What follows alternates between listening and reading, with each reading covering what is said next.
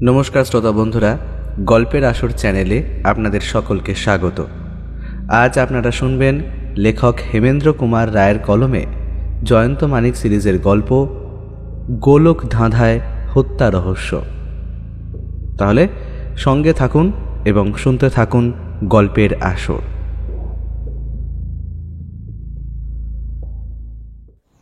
সকালবেলা জানলা পথ দিয়ে ঘরের মেঝের উপরে এসে পড়েছে কাঁচা রোদের দুটি সোনার রেখা। প্রত্যেক দিনের মতন সেই দিনও মানিক খুব মন দিয়ে পড়ছিল খবরের কাগজখানা। সকালবেলার খবরের কাগজ পড়বার ভার থাকে মানিকের উপরেই।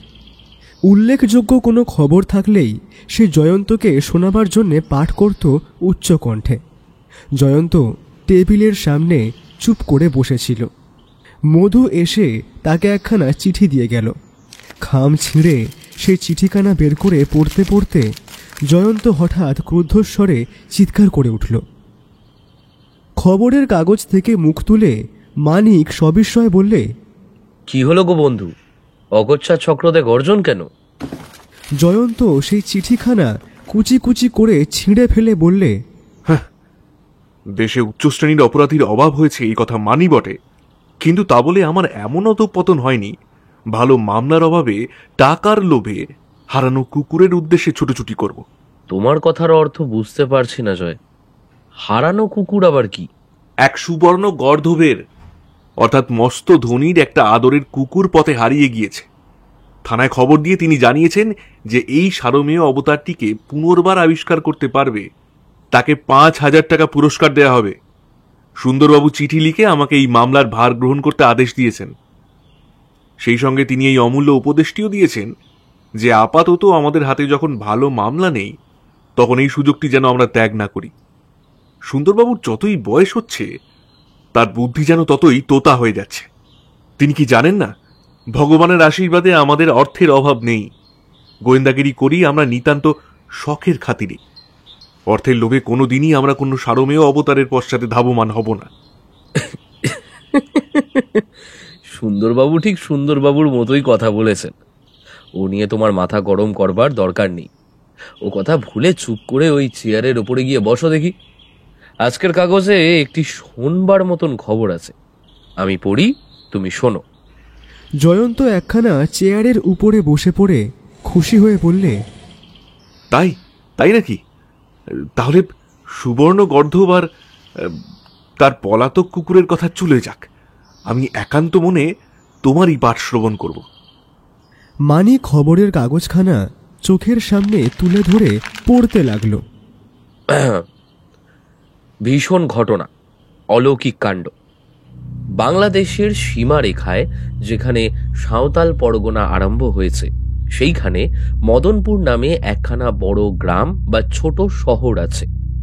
সম্প্রতি সেখানে এমন সব রোমাঞ্চকর ও রহস্যময় ঘটনা ঘটতেছে যে তার কোনো হদিশ খুঁজে পাওয়া যায়নি। প্রথম ঘটনা ঘটেছে দিন 25 আগে। বুদ্ধ এক গরিব গৃহস্থ। সে স্থানীয় এক কারখানায় কাজ করিত। তার অভ্যাস ছিল গ্রীষ্মকালের রাতে খোলা হাওয়ার উঠোনে খাটিয়া পেতে ঘুমোনো। ঘটনার দিনেও সে বাড়ির সদর দরজা বন্ধ করে রাতের খাবার খেয়ে অভ্যাস মতো উঠোনে গিয়ে শুয়ে পড়েছিল। হঠাৎ মাঝরাতে এক শব্দ শুনে বাড়ির অন্যান্য লোকজনদের ঘুম ভেঙে যায়। তারপরই শোনা যায় বুদ্ধুর বিকট আর্তনাদ ও একটা প্রচণ্ড ঝটাপটির শব্দ। সকলে বাইরের উঠোনের ওপরে ছুটে আসে, কিন্তু সেদিন ছিল কৃষ্ণপক্ষের অন্ধকার রাত্রি। কাজেই কেউই বিশেষ কিছুই দেখতে পায়নি। কেবল সকলে শুনতে পেয়েছিল একটা বন্য ও হিংস্র পশুর মতো কণ্ঠে অবরুদ্ধ গর্জন। সকলে যখন ভয়ে আড়ষ্ট হয়ে দাঁড়িয়ে আছে তখন বুদ্ধুর এক ভাই তাড়াতাড়ি একটি লণ্ঠনের আলো জ্বালিয়ে উঠোনের ওপরে ছুটে আসে। কিন্তু তখন ঝটাপটির শব্দ এবং সেই বন্য গর্জন চুপ হয়ে গেছে। লণ্ঠনের আলোয় কেবল দেখা গেল সে বুদ্ধুর মুন্ডহীন দেহ মাটির ওপরে পড়ে রয়েছে এবং সেখানে বাইরের অন্য কোনো প্রাণীর অস্তিত্ব নেই। অনেক খোঁজাখুঁজি করেও বাড়ির ভিতরে কিংবা বাইরে বুদ্ধুর ছিন্ন মুন্ডুটা আর পাওয়া যায়নি।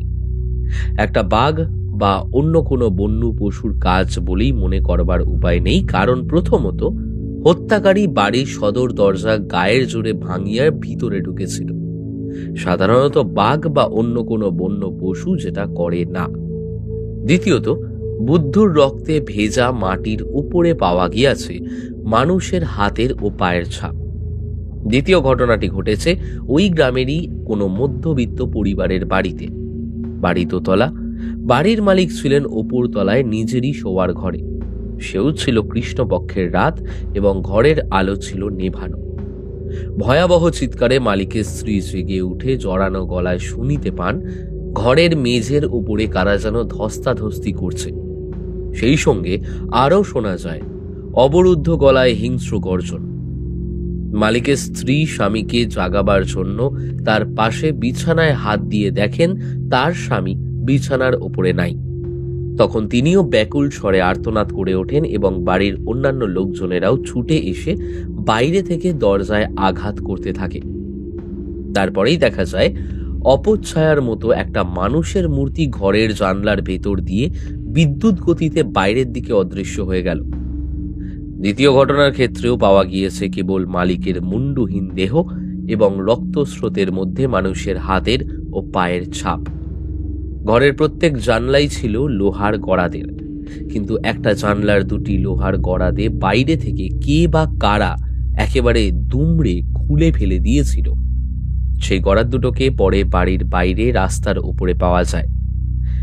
ব্যাপার দেখে পুলিশের লোকেরা পর্যন্ত স্তম্ভিত হইয়াছে, কারণ এইভাবে দুটো লোহার গড়াদ উৎপাটন করা যে সে কোনো শক্তির কাজ নয়। তৃতীয় ঘটনা ঘটেছে আরো 5-6 দিন পরে। সুখাই, এক মণিহারি দোকানের মালিক, রাত্রে দোকান বন্ধ করে সে ভিতরেই ঘুমাতো।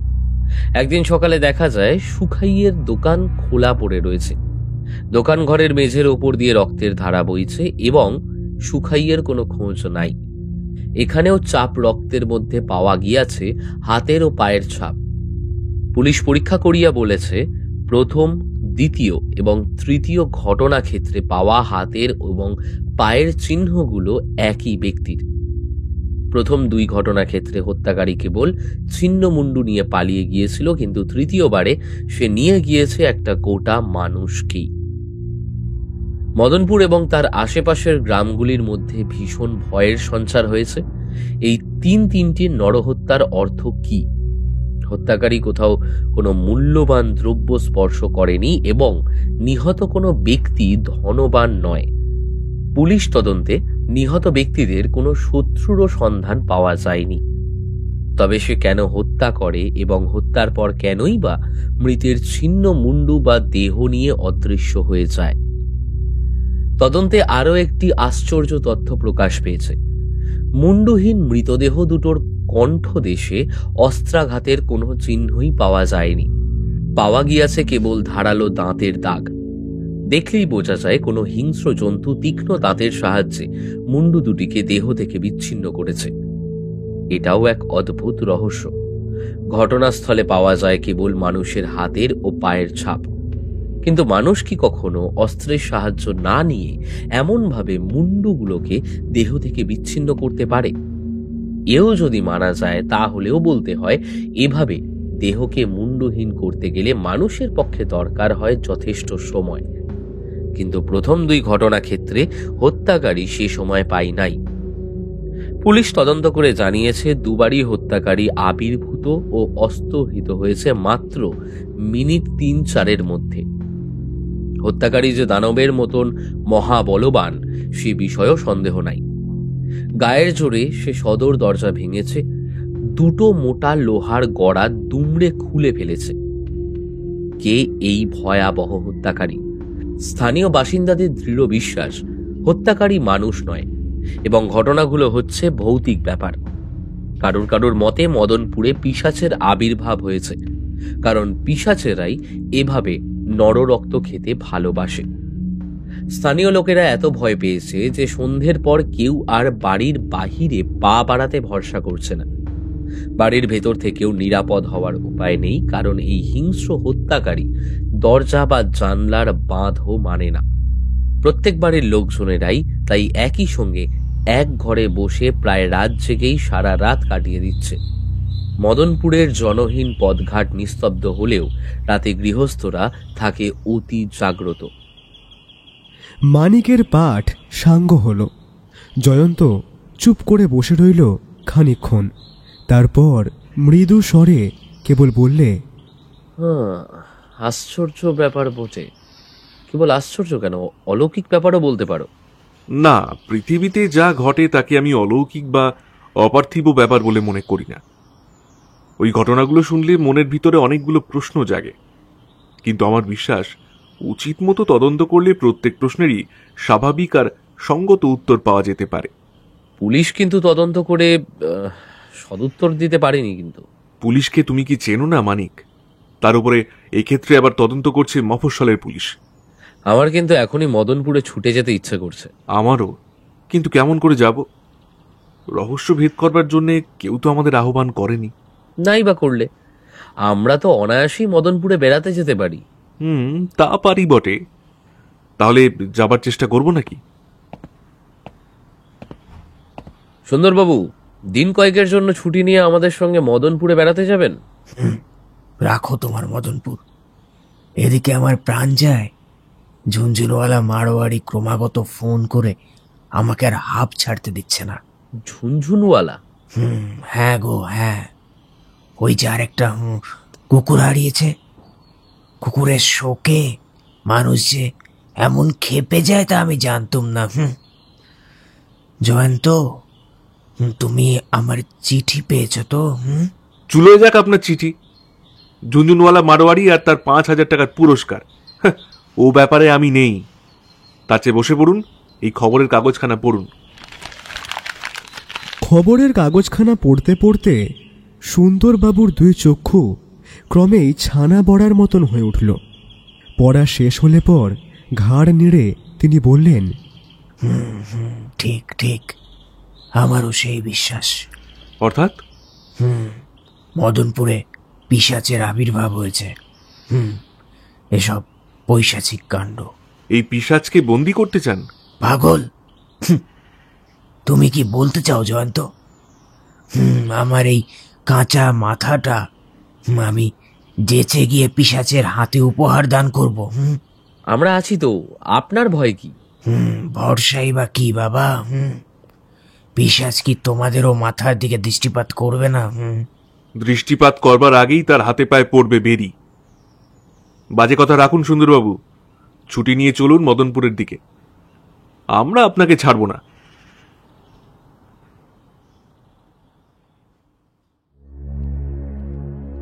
মদনপুরের জনসংখ্যা প্রায় 5,000। সুতরাং গ্রাম না বলে একে একটি ছোট শহর বলা যেতে পারে। এর মধ্যে ছোট এবং বড় বাড়ির সংখ্যাও কম নয়। খানচারেক প্রকাণ্ড অট্টালিকাও আছে। সবচেয়ে বড় অট্টালিকাখানি হচ্ছে স্থানীয় জমিদারদের। জমিদাররা যাতে বাঙালি নন বটে, তবে তাদের সাজগোজ, কথাবার্তা ও আচার ব্যবহার সবই খাঁটি বাঙালির মতোই। জমিদার বাড়ির যিনি কর্তা, তার নাম প্রতাপ নারায়ণ সিংহ। গেল বছর সরকার তাকে রায় বাহাদুর উপাধিতে ভূষিত করেছেন। মদনপুরের পূর্ব দিকে আছে একটি প্রান্তর। এত বড় প্রান্তর যে দেখলে মনে হয় তার বিস্তার দিক চক্রবাল রেখা পর্যন্ত। তারই পূর্ব দক্ষিণ কোণের দিকে তাকালে দেখা যায় বিশাল এক অরণ্য, এবং তারই মাঝে মাঝে আকাশের দিকে মাথা তুলে দাঁড়িয়ে আছে ছোট বড় পাহাড়। মদনপুরের খুব কাছেই প্রান্তরের উপর দিয়ে দুই তীরে শুভ্র বালুকা শয্যা বিছিয়ে রোদের আলোতে চিকমিকে হীরার হাড় বুনতে বুনতে ঝিরঝির বয়ে যাচ্ছে একটি ছোট নদী। কিন্তু বর্ষাকালে এই নদী আর ছোট্ট থাকে না। তখন দুই ধারের বালুকা শয্যা একেবারে অদৃশ্য হয়ে যায়, এবং তার গতিও হয় অত্যন্ত তুরন্ত ও দুরন্ত। মদনপুর থেকে প্রায় মাইল খানেক তফাতে নদীর ধারে প্রান্তরের উপরে ছিল একখানি সরকারি ডাকবাংলো। সুন্দরবাবু ও মানিককে নিয়ে তারই ভিতরে আশ্রয় গ্রহণ করলে জয়ন্ত।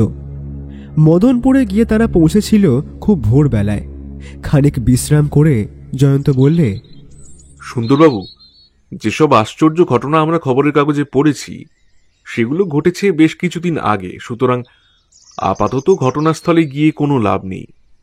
কিন্তু এখন আমাদের কি করা উচিত বলুন দেখি? এখন আমাদের উচিত এখানকার থানায় যাওয়া। খবরের কাগজে যা প্রকাশ পায়নি, পুলিশের মুখ থেকেই আমরা তা জানতে পারবো। ঠিক বলেছেন, চলুন তবে থানার দিকেই যাই। থানায় গিয়ে দেখা গেল ইন্সপেক্টর জিতেনবাবু টেবিলের সামনে বসে এক মনে একখানা মস্ত বাঁধানো খাতার উপরে করছেন লেখনী চালনা। আগন্তুকদের দেখে খাতার থেকে মুখ তুলে তিনি ভ্রু সংকুচিত করে বললেন, কে মশাই আপনারা? এখানে কি দরকার?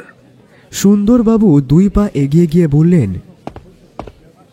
আমরা কলকাতার লোক। আপনার সঙ্গে একটু আলাপ করতে এসেছি। জিতেনবাবু আবার খাতার দিকে মুখ নামিয়ে বললেন, এখন আমি অত্যন্ত ব্যস্ত, কারোর সঙ্গে আলাপ করবার সময় আমার নেই। বলেই তিনি আবার খাতার উপরে লেখনী চালনা করতে উদ্যত হলেন। সুন্দরবাবু এক গাল হেসে অমায়িকভাবে বললেন, কিন্তু আপনার সঙ্গে আলাপ করবার আমাদের কাছে সময় আছে। অধীনদের সঙ্গে 2-4টে কথাবার্তা কইলে বড়ই অন্যায় হবে কি? জিতেনবাবু আবার মুখ তুলে বিরক্ত কণ্ঠে বললেন, কে মশাই আপনারা? আমরা পরিচয় দিলে কি চিনতে পারবেন? আমাকে সবাই সুন্দরবাবু বলে ডাকে। আমি হচ্ছি কলকাতা পুলিশের একজন সামান্য ডিটেকটিভ ইন্সপেক্টর। আর এরা হচ্ছেন 2টি নবীন শৌখিন গোয়েন্দা। এর নাম জয়ন্তবাবু আর ওর নাম মানিকবাবু। আর কিছু পরিচয় জানতে চান কি? দেখতে দেখতে জিতেনবাবুর মুখের ভাব গেল বদলে। লেখনী ত্যাগ করে তাড়াতাড়ি দাঁড়িয়ে উঠে 2 হাত জোড় করে তিনি বললেন, আপনাদের সকলেরই নাম আমার কাছে অত্যন্ত পরিচিত। দয়া করে আমার অসভ্যতাকে ক্ষমা করবেন আপনারা। দেখুন, পুলিশে চাকরি করি, দিনরাত যত বাজে লোকে এসে জ্বালাতন করে, কাজেই মাঝে মাঝে আত্মরক্ষার জন্যই লোকের সঙ্গে রূঢ় ব্যবহার করতে হয় আর কি। সুন্দরবাবু, জয়ন্তবাবু, মানিকবাবু, অনুগ্রহ করে আপনারা আসন গ্রহণ করুন। বলে তিনি নিজেই এগিয়ে এসে 3 জনের কাছে 3খানা চেয়ার টেনে এনে স্থাপন করলেন। সুন্দরবাবু, জয়ন্ত ও মানিক আসন গ্রহণ করলে পর জিতেনবাবু হাসতে হাসতে আবার বললেন,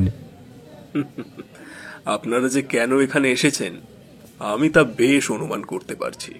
পারছেন নাকি? নিশ্চয়ই।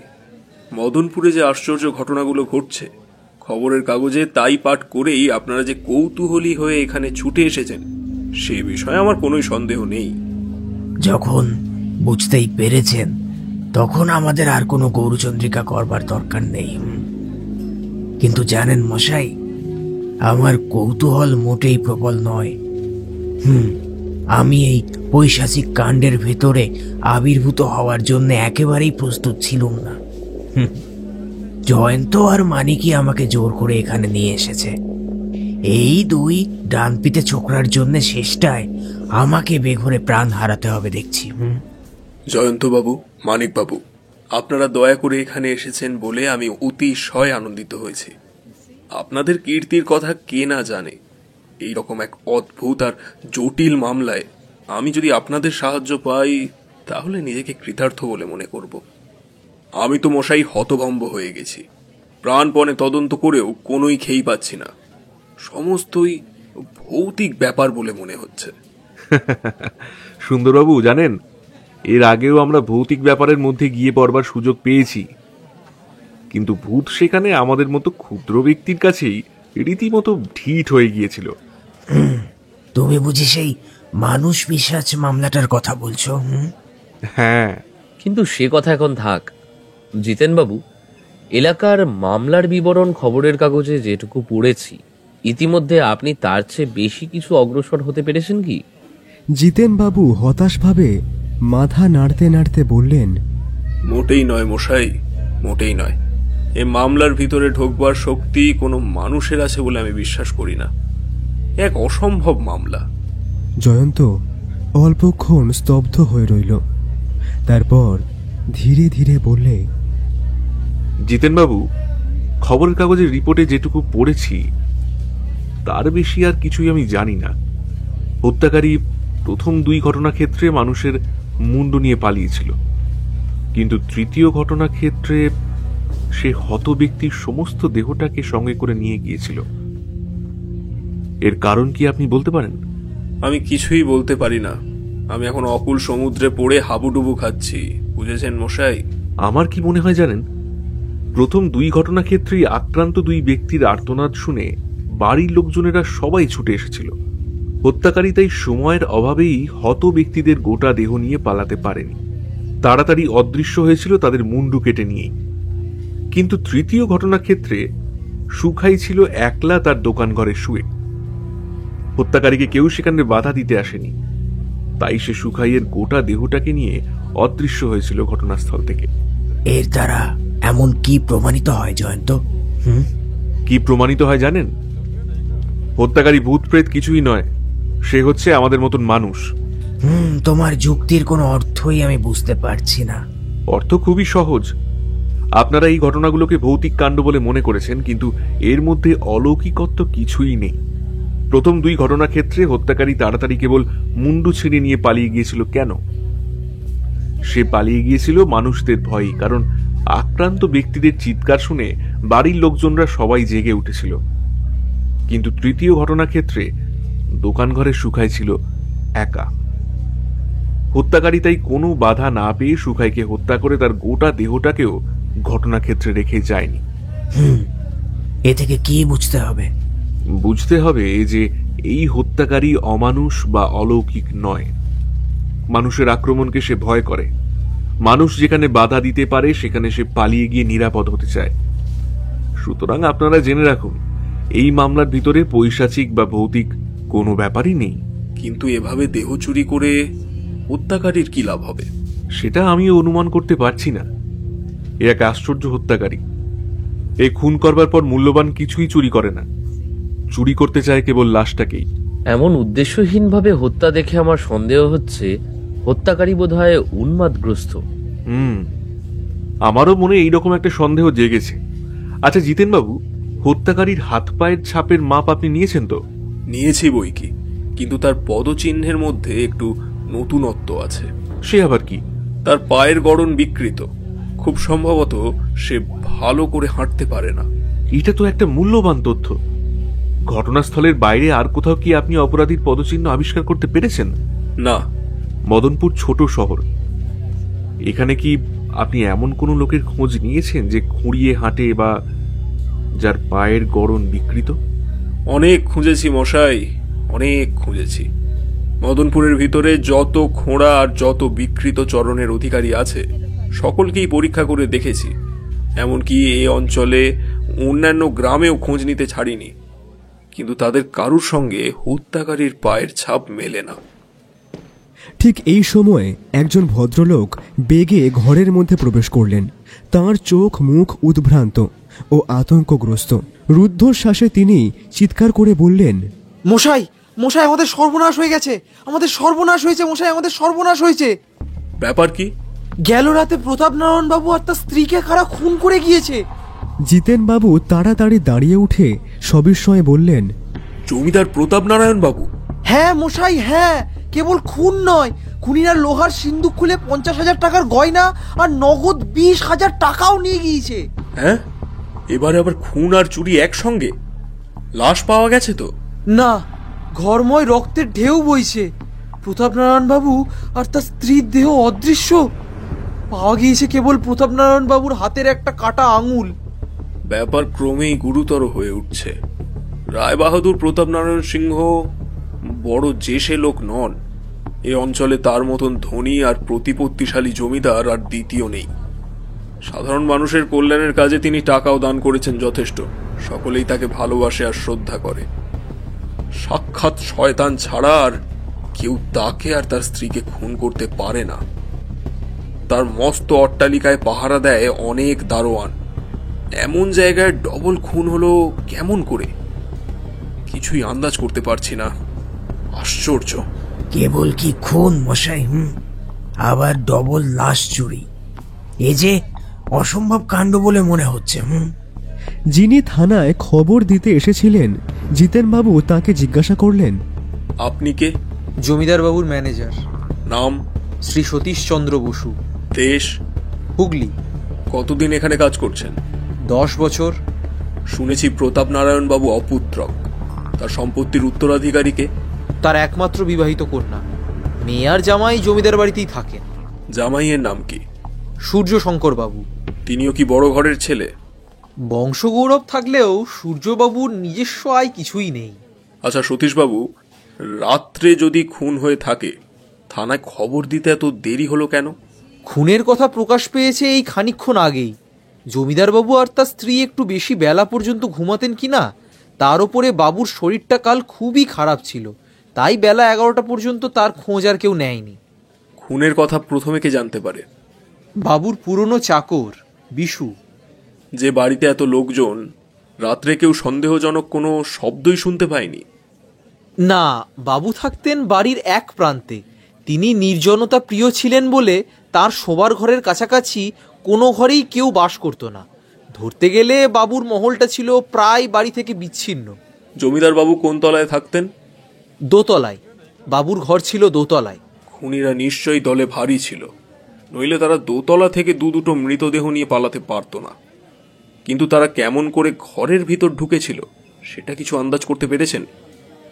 জমিদার বাড়ির দোতলার কোনো ঘরের জানলাতেই কোনো গরাদ নেই। বাগান থেকে মই বেয়ে যদি কেউ দোতলার বারান্দায় ওঠে তাহলে সে অনায়াসেই যে কোনো ঘরের ভিতর প্রবেশ করতে পারবে। হঠাৎ মইয়ের কথা তুললেন কেন? বাবুর মহলের দিকে বাগানে একখানা রক্তমাখা মই পাওয়া গিয়েছে কিনা। রক্তমাখা? আজ্ঞে হ্যাঁ। মইখানা কার? বাগানের মালিদের। মইখানা কোথায় থাকতো?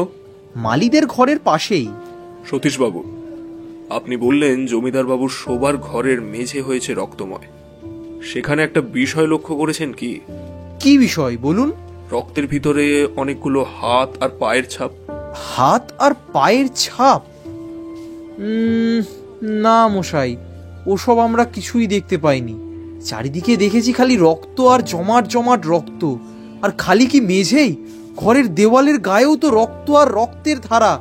সেই ভীষণ রক্তাক্ত ঘরের কথা ভাবলেও আমার বুক এখনো ধড়ফড় করে উঠছে। এমন দৃশ্য জীবনে আর কখনো দেখিনি, এমন দৃশ্য আর জীবনে কখনো দেখতেও চাই না। ঘটনাস্থল থেকে মূল্যবান কিছু চুরি গিয়েছে? বিশেষ কিছু নয়। বিশেষ কিছু নয় মানে? জমিদার বাবুর ঘরে মূল্যবান দ্রব্য আর নগদ টাকা কড়িও ছিল যথেষ্ট। হত্যাকারী ইচ্ছা করলে সেসব খুব সহজেই নিয়ে চলে যেতে পারত, কিন্তু সে সেসব কিছুই স্পর্শ করেনি।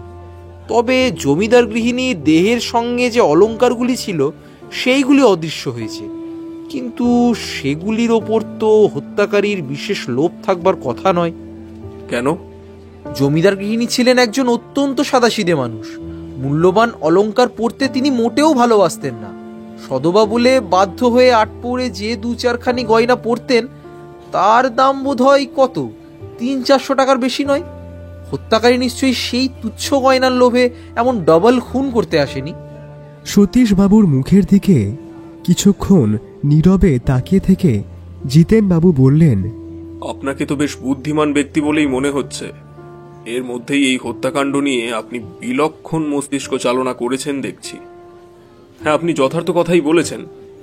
অর্থলোভে এই হত্যাকাণ্ড হয়নি। এখানে এর আগে আরো যে 3টি হত্যাকাণ্ড হয়েছে তার মধ্যেও হত্যাকারীর অর্থলোভের পরিচয় পাওয়া যায়নি। এই অদ্ভুত হত্যাকারী চায় কেবল মানুষের দেহ।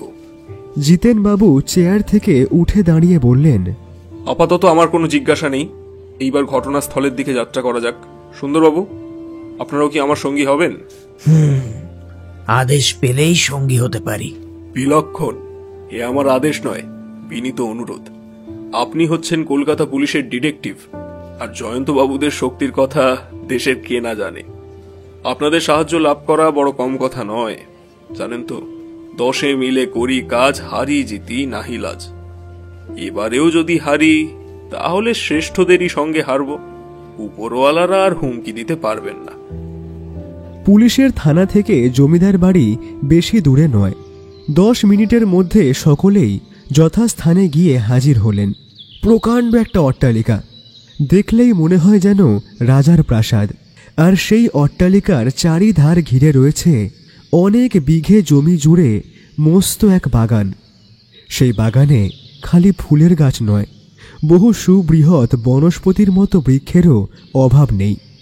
এক একটি গাছ দেখলেই বোঝা যায় তাদের বয়স অন্তত শতাধিক বৎসরের কম নয়, এবং উদ্যানের কোনো কোনো স্থানে আশ্রয় নিয়েছে রীতিমতো জঙ্গল ও ঝোপঝাপ।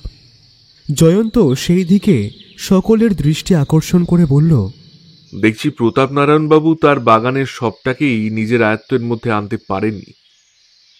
বাগানের ফটকে বন্দুক ঘাড়ে করে দারোয়ান পাহারা দিচ্ছে, আর এর চারিধারে রয়েছে মাত্র হাত 10 উঁচু পাঁচিল। সন্ধ্যার অন্ধকারে দারোয়ানদের চোখে ধুলো দিয়ে যে কোনো মূর্তিমান বিপদ ওই পাঁচিল ডিঙিয়ে এখানকার যে কোনো ঝোপঝাপের ভিতর গা ঢাকা দিয়ে থাকতে পারে। এমন জায়গায় অনেক দারোয়ান নিযুক্ত করলেও কেউ কোনো দিন নিরাপদ হতে পারবে না। জমিদার বাড়ির কাছে গিয়ে দেখা গেল বাগানের সেই অংশটা বেশ সযত্নে রাখা হয়েছে। সেখানে জঙ্গল বা ঝোপঝাপের কোনো অত্যাচার নেই। একটি সরোবরে পরিষ্কার নীল জল থই থই করছে। চারিদিকে রয়েছে দেশি ও বিলেতি ফুল গাছের নানা রকম বর্ণবৈচিত্র্য। অট্টালিকার একটি প্রান্তে গিয়ে উপস্থিত হয়ে সতীশবাবু বললেন, এই হচ্ছে আমাদের বাবুর মহল। একেবারে শেষের দিকে বারান্দায় ওইখানটায় আছে বাবুর ঘর। খুন হয়েছে ওই ঘরেই। আর ওই দেখুন, সেই মইখানা পড়ে রয়েছে। ওই মইখানার উপরে আজ আপনারা কেউ হাত দিয়েছেন কি? না মশাই, সবাইকেই তো ওই মইয়ের ওপর হাত দিতে আমি মানা করেছি। কেন? আমি নিতান্তই বোকা লোক নই মশাই। আমার ঘরে রাশি রাশি ইংরেজি ডিটেকটিভ গল্পের বই আছে। আমি বেশ জানি যেখানে খুন হয় পুলিশ না আসা পর্যন্ত সেখানকার কোনো জিনিসেই হস্তক্ষেপ করতে নেই। ধীরে ধীরে সেই মইয়ের কাছে গিয়ে মাটির উপরে বসে পড়ল। তারপর পকেট থেকে একখানা আতস কাঁচ বের করে অত্যন্ত মনোযোগ দিয়ে সেই মইখানা পরীক্ষা করতে লাগল। মিনিট দুয়েক পরে আবার উঠে দাঁড়িয়ে বললে, জিতেনবাবু, এই মইয়ের কাছে একজন চৌকিদারকে দাঁড় করিয়ে রেখে যান। কেন বলুন দেখি? এই রক্তমাখা মইয়ের উপরে অনেকগুলো হাতের আঙুলের ছাপ আছে। এই ছাপগুলো পরে আমাদের কাজে লাগবে। সেখান থেকে সবাই বাড়ির ভিতরে ঢুকে দোতলার সেই ঘটনাস্থলে এসে হাজির হল। সতীশবাবু যা বলেছেন মিথ্যে নয়। ঘরের ভিতরটা দেখলে যে কোনো লোকের চোখ আর মন স্তম্ভিত না হয়ে পারে না। রক্ত রক্ত রক্ত, চারিদিকে কেবল রক্তধারার বীভৎস উচ্ছ্বাস। পালঙ্কের বিছানার উপরে রক্ত, চারিধারে দেওয়ালের গায়ে রক্ত, আর ঘরের সমস্ত মেঝে জুড়ে জমে আছে রোমাঞ্চকর রক্তের ধারা। গেল 3 বার 3টে খুন হয়েছে। 3 জায়গাতেই দেখেছি রক্তের উপরে অনেকগুলো করে হাত আর পায়ের ছাপ, কিন্তু এখানে রক্তের উপরে কোনো ছাপই দেখতে পাচ্ছি না। খুনিরা যেন সন্তর্পণে কাজ করেছে। রক্তের মধ্যে নিজের হাত পায়ের কোনো ছাপই পড়তে দেয়নি। এ রহস্য বুঝতে পারছি না। তখন জয়ন্ত মেঝের উপরে তাকিয়েছিল তীক্ষ্ণ দৃষ্টিতে। হঠাৎ সে বসে পড়ে সেই রক্তময় মেঝের উপর থেকে কি একটা তুলে নিয়ে পরীক্ষা করতে লাগল। জিতেনবাবু জিজ্ঞাসা করলেন, ওটা কি দেখছেন জয়ন্তবাবু? হাড়ের ছোট্ট একটি টুকরো। হাড়ের ছোট্ট একটি টুকরো? কিন্তু ঘরের ওই কোণে একটা গোটা আঙুলি পড়ে রয়েছে, সেটা দেখতে পেয়েছেন কি? নিশ্চয়ই দেখেছি, কিন্তু এখানে একটা হাড়ের টুকরোই নেই। চেয়ে দেখুন, রক্তের ভিতরে আরো অনেকগুলো হাড়ের টুকরো রয়েছে। এ থেকে আপনি কি অনুমান করছেন জয়ন্তবাবু? অনুমান? না, অনুমান নয়। এত বেশি হাড়ের টুকরো দেখে আমি বেশ বুঝতে পারছি খুনিরা এখানে বসে এক বীভৎস কাজ করেছে। বীভৎস কাজ? সে আবার কি? খুনিরা কোনো ধারালো অস্ত্র দিয়ে মৃত ব্যক্তিদের দেহ দুটোকে খণ্ড বিখণ্ড করেছে। কিন্তু আগের 3 ঘটনা ক্ষেত্রে খুনি কোনো রকম অস্ত্র ব্যবহার করেনি। এখানে তার ব্যতিক্রম হলো কেন? এই প্রশ্নের উত্তর পরে পাবেন। আপাতত এই ঘরের ভিতরে আমাদের আর দেখবার কিছুই নেই। এইবার হচ্ছে আমাদের শোনবার পালা। এখন বাড়ির লোকজনরা কালকে রাত্রের কথা কি বলেন সেটা শোনা যাক। একে একে ডাকুন সবাইকে। ঠিক সেই সময়ে একজন চৌকিদার দরজার বাইরে ঘরের সামনে এসে দাঁড়িয়ে সেলাম ঠুকলে জিতেন বাবুকে। জিতেন বাবু তাকে দেখেই ক্রুদ্ধ স্বরে বলে উঠলেন, তুমি এখানে কেন? তোমাকে না মইয়ের সামনে দাঁড়িয়ে পাহারা দিতে বলেছিলুম? যে হুজুর, কিন্তু একজন লোক গিয়ে আমাকে বললে আপনি নাকি আমাকে ডেকেছেন। আমি তোমাকে ডেকেছি? কে বললে তোমাকে এই কথা? আমি তাকে চিনি না হুজুর। না, আমি তোমাকে ডাকিনি। যাও সেই মইয়ের কাছে গিয়ে পাহারা দাও, সেখানে আর কাউকে যেতে দিও না। জয়ন্ত মৃদু হেসে বললে, আর পাহারা দেবার দরকার নেই জিতেনবাবু। আমি বেশ বুঝতে পারছি, মই যেখানে ছিল সেখানে গেলে আর সে মই খুঁজে পাওয়া যাবে না। আমি ভুল করেছি। মইয়ের উপরে যে হাতের আঙুলের ছাপ ছিল, এ কথা প্রকাশ্যে আমার বলা উচিত হয়নি। আপনার কথার অর্থ কি? আমার দৃঢ় বিশ্বাস, বাগানে গিয়ে আপনি সেই মইখানাকে আর খুঁজে পাবেন না। সকলে দ্রুতপদে দোতলা থেকে নেমে আবার সেইখানে গিয়ে হাজির হলো যেখানে পড়েছিল সেই মইখানা। দেখা গেল চৌকিদার সেখানে দাঁড়িয়ে রয়েছে হতভম্বের মতন, আর মই সেখান থেকে অদৃশ্য হয়েছে। জিতেনবাবু খানিকক্ষণ স্তম্ভিত হয়ে দাঁড়িয়ে রইলেন, তারপর থেমে থেমে বললেন, কি আশ্চর্য! মইখানা এখান থেকে সরালে কে? হত্যাকারী কিংবা হত্যাকারীরা। তাহলে আমরা আসবার পরও হত্যাকারী এখানে হাজির ছিল? কেবল হাজির ছিল না, সে আমাদের কথাবার্তা সব শুনেছে, আমাদের কার্যকলাপ সব লক্ষ্য করেছে, তারপর করেছে অবস্থা বুঝে ব্যবস্থা। তাহলে হত্যাকারী এখনো এখানে হাজির আছে? না থাকতেও পারে।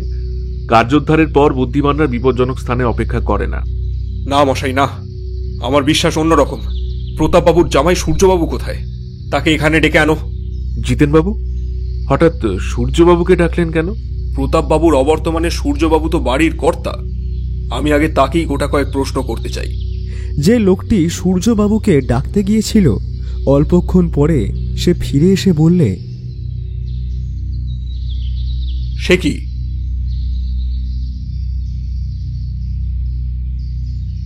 সূর্যবাবুর শ্বশুর শাশুড়ি খুন হয়েছেন, পুলিশ এসেছে বাড়িতে তদন্ত করতে, আর সূর্যবাবু সব জেনে শুনেও বাড়ি থেকে বেরিয়ে গেলেন। এর অর্থ কি? এর অর্থ কি?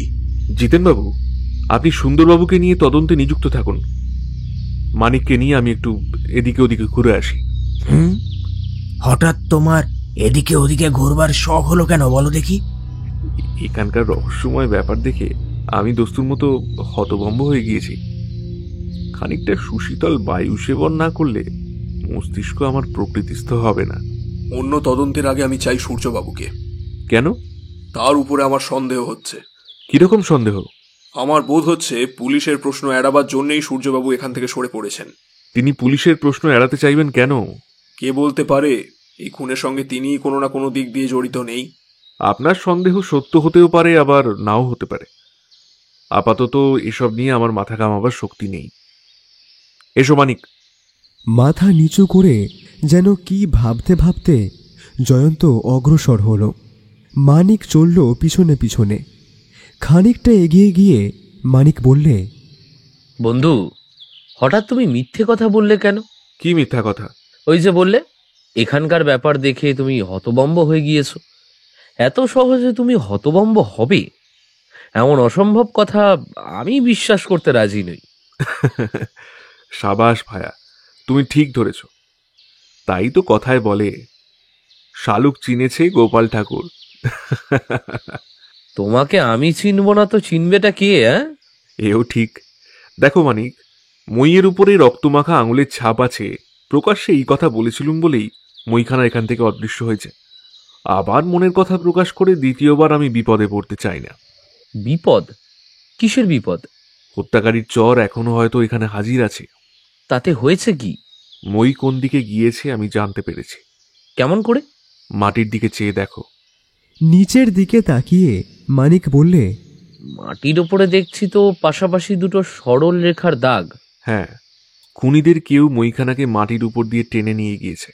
মই তো উঁচু করে তুলে নিয়ে যেতেই পারত, মাটির ওপর দিয়ে টেনে নিয়ে যাওয়ার কারণটা কি?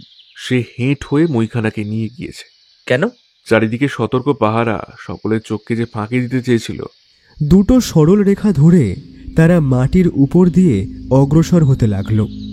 তারপর পাওয়া গেল খানিকটা ঘাস জমি। সরল রেখা দুটো অদৃশ্য, কিন্তু সেখানেও মই টেনে নিয়ে যাওয়ার চিহ্ন আবিষ্কার করলে জয়ন্তের তীক্ষ্ণ দৃষ্টি। জমির অনেক ঘাস হয়েছে ছিন্ন ভিন্ন, আর তার দ্বারাও বোঝা যায় মই টেনে নিয়ে যাওয়া হয়েছে এইখান দিয়েই। ঘাস জমির পর আবার কাঁচা মাটি, সেখানেও মইয়ের দাগ। মানিক, সমস্ত দেখে বেশ বুঝতে পারছি খুনিরা অত্যন্ত চতুর। রক্তাক্ত ঘটনাস্থলে তারা একখানা হাত বা পায়ের চিহ্ন রেখে যায়নি। আমরা যদি চটপট না আসতুম তাহলে মাটির উপরে নিশ্চয়ই মইয়ের এই চিহ্ন থাকতো না। অর্থাৎ তুমি বলতে চাও খুনিরা মই টেনে নিয়ে যাওয়ার চিহ্ন বিলুপ্ত করে দিত, তাই তো? নিশ্চয়ই। তারা বাগানের প্রান্তে এসে হাজির হলো। সেখানে প্রাচীরের গায়ে রয়েছে একটা ছোট দরজা। দরজার খিল খোলা।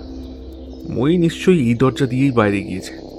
দরজার পাল্লা খুলে তারা বাগানের বাইরে গিয়ে দাঁড়ালো।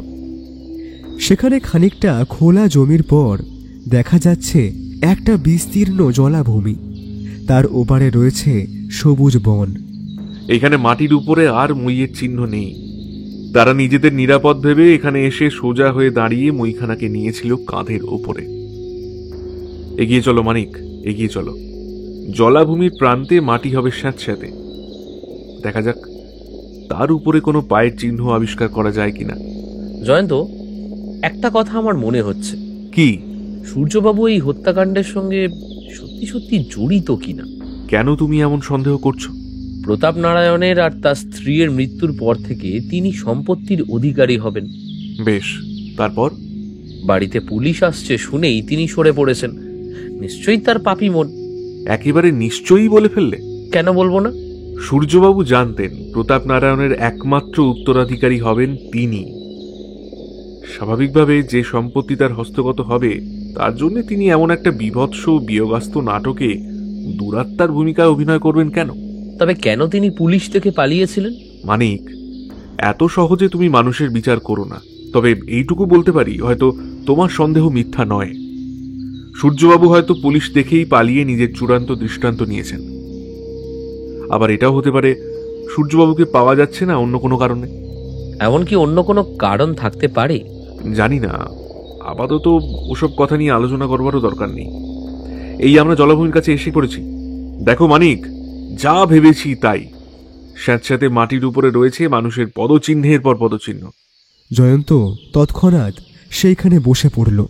তারপর হামাগুড়ি দিয়ে এদিক ওদিক গিয়ে সেখানকার ভিজে মাটি খানিকক্ষণ পরীক্ষা করে বললে, এখানে দেখতে পাচ্ছি 4 জন লোকের পায়ের দাগ।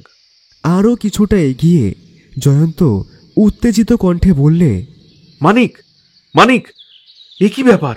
এই যে রক্ত, চারিদিকে রক্তের ঢেউ বইছে। হ্যাঁ, টাটকা রক্ত। মাটি এখনো রক্ত শুষে নেয়নি। আর এই দেখো, একটা ভারী জিনিসকে টেনে নিয়ে যাওয়ার চিহ্ন। আর ওই চিহ্ন রক্তাক্ত। নিশ্চয়ই একটু আগেই এখানে কোনো হত্যাকাণ্ড হয়েছে। তারপর হত্যাকারী নিহত ব্যক্তির দেহকে জলাভূমির দিকে টেনে নিয়ে গিয়েছে। জয়ন্ত সেই রক্তাক্ত চিহ্নের অনুসরণ করে একেবারে জলাভূমির ধারে গিয়ে দাঁড়ালো। তারপর হঠাৎ জামা খুলে মালকোচা মেরে কাপড় পরে জলাভূমির ভিতরে গিয়ে পড়ল। প্রায় 1 কোমর জল। খানিকক্ষণ হেঁট হয়ে জলের তলায় হাত চালাতে চালাতে জয়ন্ত বলে উঠল, পেয়েছি, পেয়েছি। কি পেয়েছো জয়? জলের ভিতর থেকে জয়ন্ত টেনে তুললে একটা লাশ, যুবকের মৃতদেহ। মানিক অভিভূত কণ্ঠে বললে, ও আবার কি? মৃতদেহটাকে কাঁধে করে তীরের দিকে আসতে আসতে জয়ন্ত বললে, মানিক, দৌড়ে যাও, শিগগির জিতেনবাবুর সঙ্গে আর সকলকে ডেকে আনো। আমি এইখানে অপেক্ষা করছি। ইন্সপেক্টর জিতেনবাবু, সুন্দরবাবু ও মৃত জমিদারের ম্যানেজার সতীশবাবুকে সঙ্গে নিয়ে মানিক ফিরে এলো। জলা থেকে তুলে আনা মৃতদেহটাকে মাটির উপরে শুইয়ে রেখে গম্ভীর ও চিন্তিত মুখে দাঁড়িয়েছিল জয়ন্ত। সতীশবাবু আর্ত স্বরে বলে উঠলেন, কি সর্বনাশ! এই যে প্রতাপ নারায়ণ বাবুর জামাই সূর্য শঙ্কর বাবুর দেহ। আমার মনেও মাঝে মাঝে সেই সন্দেহই জাগছিল। তাহলে দেখছি আমার সন্দেহ মিথ্যা নয়। কিন্তু সূর্যবাবুকে খুন করলো কে? যারা জমিদার বাবু আর তার স্ত্রীকে খুন করেছে, যারা আজ রক্তাক্ত মইখানাকে সরিয়েছে, তারাই। কিন্তু কে তারা? কেমন করে বলবো? আপনি যে তিমিরে, আমিও সেই তিমিরে। তবে মনে হচ্ছে আর বেশি দিন তিমির রাজ্যে বাস করতে হবে না। জিতেনবাবু সাগ্রহে জিজ্ঞাসা করলেন, জয়ন্তবাবু, তাহলে আপনি কোনো হদিশ পেয়েছেন? বিশেষ কিছুই নয়। সতীশবাবু, আপনাকে দু চারটে কথা জিজ্ঞাসা করতে চাই। কি আর জিজ্ঞাসা করবেন মশাই, আমাদের সর্বনাশ হয়ে গেছে। সূর্যশঙ্করের কোনো আত্মীয় আছেন? আছেন, তার বৈমাত্রীয় ভাই চন্দ্রশঙ্কর। তিনি ছাড়া সূর্যবাবুর আর কোনো আত্মীয়ই বেঁচে নেই। তিনি কোথায় থাকেন? তিনি কলকাতায় থাকেন। তাকে এই বিপদের খবর দিতে হবে তো? নিশ্চয়ই। তাহলে তাকে আসার জন্য আজকেই তার করে দিন। তাকেও কি আপনার দরকার আছে? আছে বই কি। সূর্যশঙ্করের পরিচিত লোকেদের কথা আপনাদের চেয়ে তিনিই ভালো করে বলতে পারবেন। আমার দৃঢ় ধারণা এই হত্যাকাণ্ডের সঙ্গে জড়িত আছে সূর্যবাবুরই কোনো পরিচিত ব্যক্তি। আপনার এমন ধারণার কারণটা ঠিক বুঝতে পারলাম না। আপাতত ওটা আর বোঝবার চেষ্টাও করবেন না। চন্দ্রবাবুর কাছ থেকে সূর্যবাবুর বন্ধুদের তালিকা না পাওয়া পর্যন্ত অপেক্ষা করুন। সেই তালিকা দেখেই আমি আমার কর্তব্য স্থির করব। সতীশবাবু, সূর্যবাবুর মৃত্যু হয়েছে। এখন প্রতাপ নারায়ণের সম্পত্তির উত্তরাধিকারী কে? তার একমাত্র সন্তান করুণা দেবী। সূর্যবাবুরও সন্তান হয়নি? না। জয়ন্ত স্তব্ধ হয়ে ভাবতে লাগল। সুন্দরবাবু এতক্ষণ পরে বললেন, কিচ্ছু বোঝা যাচ্ছে না, কিচ্ছু বোঝা যাচ্ছে না।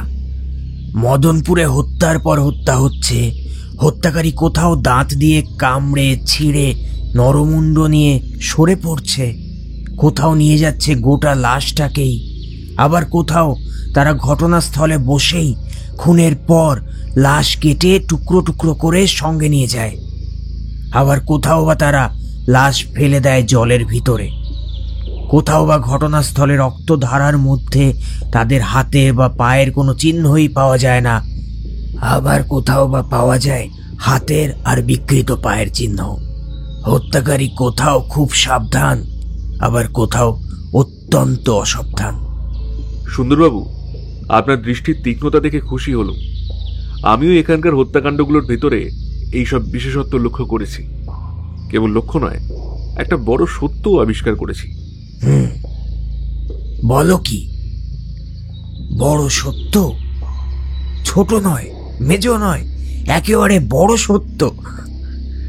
ভায়া, তোমার আবিষ্কার কাহিনী শ্রবণ করবার জন্যে আমার যে আগ্রহ হচ্ছে।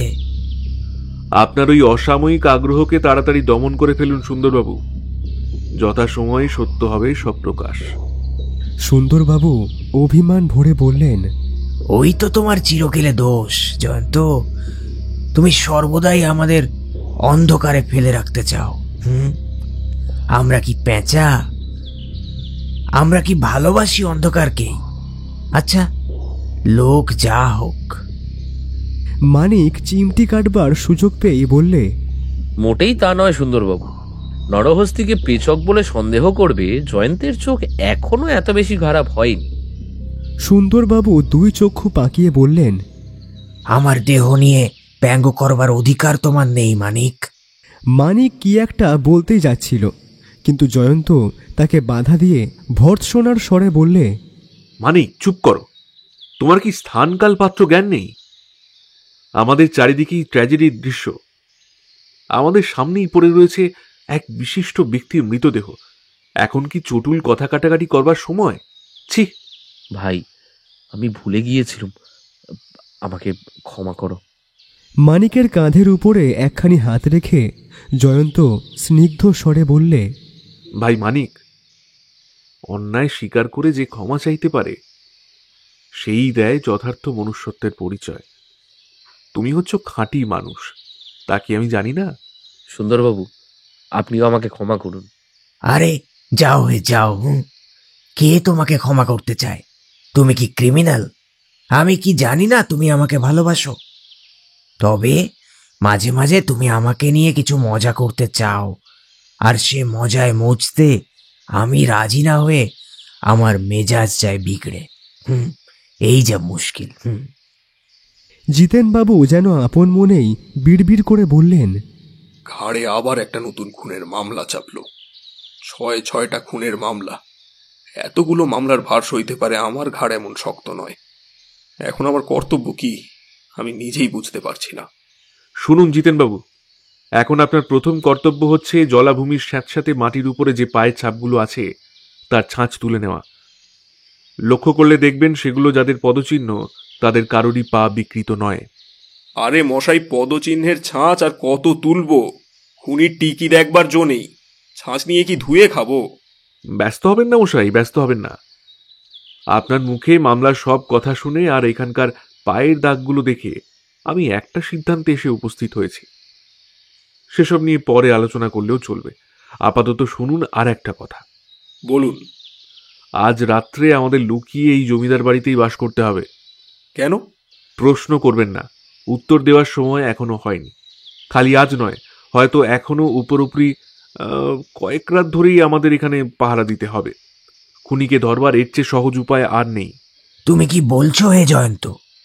খুনি আবার এখানে কি করতে আসবে? তার আসল উদ্দেশ্য এখনো পূর্ণ হয়নি। কি উদ্দেশ্যে? আবার প্রশ্ন করছেন? শুনুন জিতেনবাবু, আমাদের পাহারা দিতে হবে খুব গোপনে, যেন কাকপক্ষীটিও টের না পায়। তাও কি সম্ভব? এটা হচ্ছে মস্ত জমিদার বাড়ি। চারিদিকে গিজগিজ করছে লোকজন। এখানে কার মুখে চাপা দেবেন? আপনি কি ভাবছেন রাত্রে আমরা এখানে আসবো জয়ঢাক বাজাতে বাজাতে শোভাযাত্রা করে? মোটেই নয়। আমরা আসবো অন্ধকারে গা ঢেকে, চোরের মতো। চোরের মতো? ঠিক তাই। আমরা জমিদার বাড়ির বাগানে ঢুকবো পাঁচিল টপকে, তারপর অদৃশ্য হব যে কোনো ঝোপে ঝাপে ঢুকে। বিস্ময়কর প্রস্তাব। রোমাঞ্চকর সম্ভাবনার আগেই বিস্ময়কর প্রস্তাবই করতে হয় মশাই। আমার কার্যপদ্ধতি হচ্ছে স্বতন্ত্র। আপনারা পুলিশের লোক, বাঁধা ধরা পথে চলেন মেশিনের মতো। বাঁধা লাইনের বাইরে একটি পা ফেলবেন না। কিন্তু আমি তো মেশিন হতে রাজি নই, কারণ আমার আছে নিজস্ব কল্পনা শক্তি। এক এক মামলায় আমি এক এক রকম পদ্ধতিতে কাজ করি। অবস্থা বুঝে ব্যবস্থা করি নতুন নতুন। এমনকি দরকার হলে বেআইনি কাজও করি। আপনারা যা পারবেন না। ঘাট মানছি। আপনার কথা আর কার্যপদ্ধতি দুই আমার কাছে দুর্বোধ্য। আমার কাছেও। এতদিন ধরে জয়ন্তকে দেখছি, তবু ওকে বুঝতে পারি না। ও হচ্ছে মূর্তিমান হেয়ালি।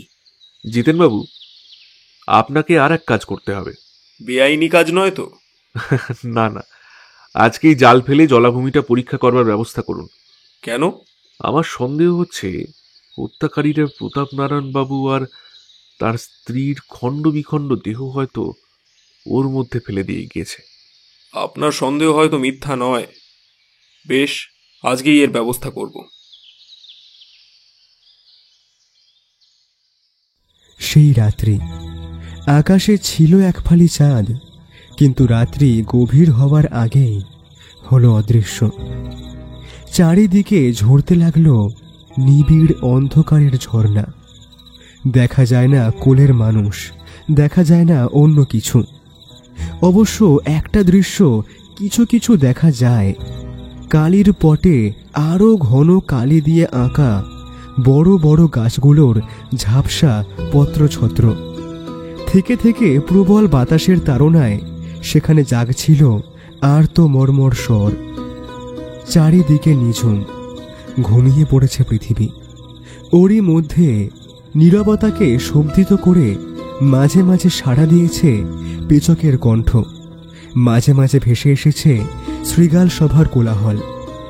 মানিক নিম্ন কণ্ঠে বিরক্ত স্বরে বললে, মোলজা, মশাগুলো ঘুমোতেও জানে না। তাদের রক্ত পিপাসারও অন্ত নেই। গেলুম যে। বেটারা মানুষের রক্ত খেতে আসে, আবার গান গাইতে গাইতে। ভগবান এমন সৃষ্টি ছাড়া জীব কেন যে তৈরি করেছেন তার অর্থ কিছুই বোঝা যায় না। বিশেষজ্ঞদের মুখে শুনেছি উদ্ভিদের ভিতরেই মশাদের যথেষ্ট খোরাক আছে। তাদের রক্তপান করবার দরকার নেই, তবু অকারণেই তারা রক্তপানের জন্যে লালায়িত হয়। এমন হিংসুক প্রাণী দুনিয়ায় আর নেই। গান্ধীজিকেও তারা রেহাই দেবে না। আপনারা মশা নিয়ে গবেষণা বন্ধ করুন। আমি যেন পায়ের শব্দ শুনতে পাচ্ছি। সবাই চুপ। তারা বসেছিল বেশ একটা বড় ঝোপের মধ্যে। ঝোপের দুই পাশেই খানিকটা করে খোলা জমি। মাটির উপরে সর্বত্রই ছড়ানো ছিল শুকনো ঝরা পাতা।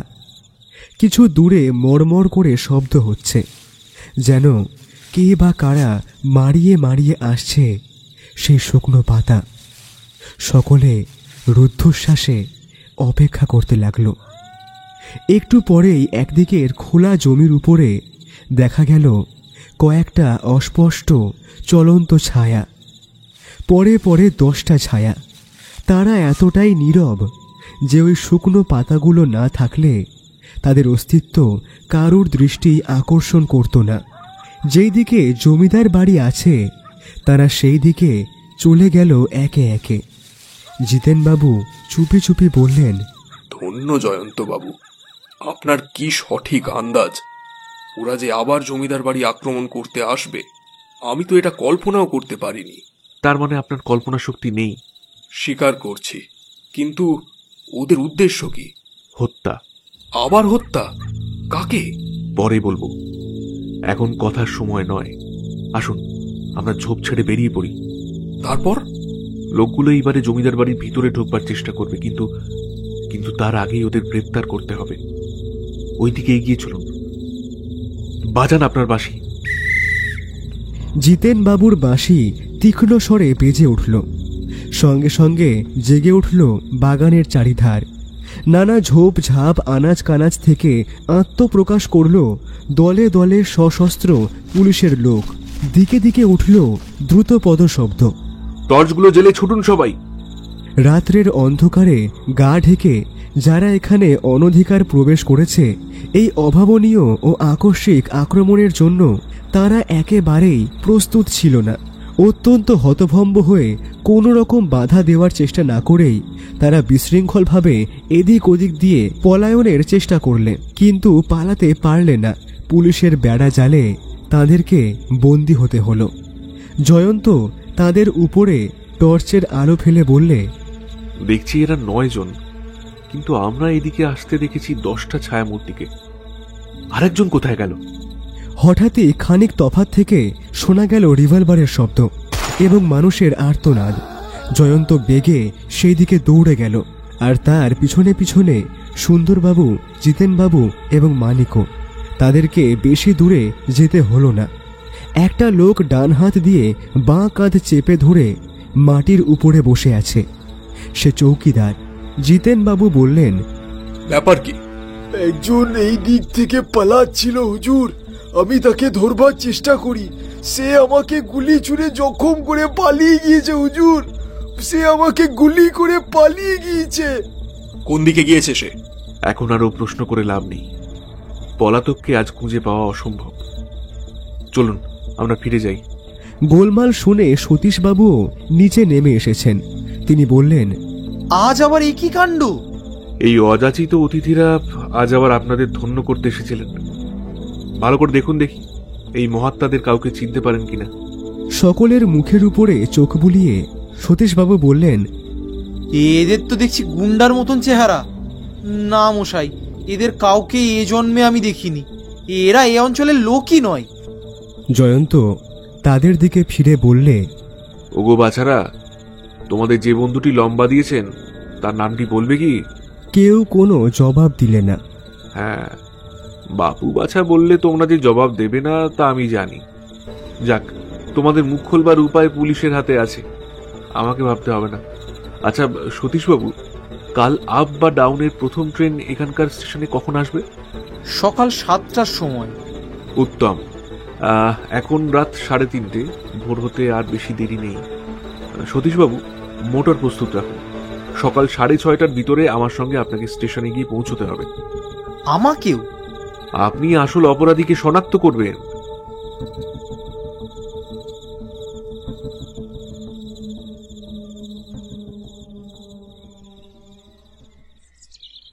মদনপুর স্টেশন।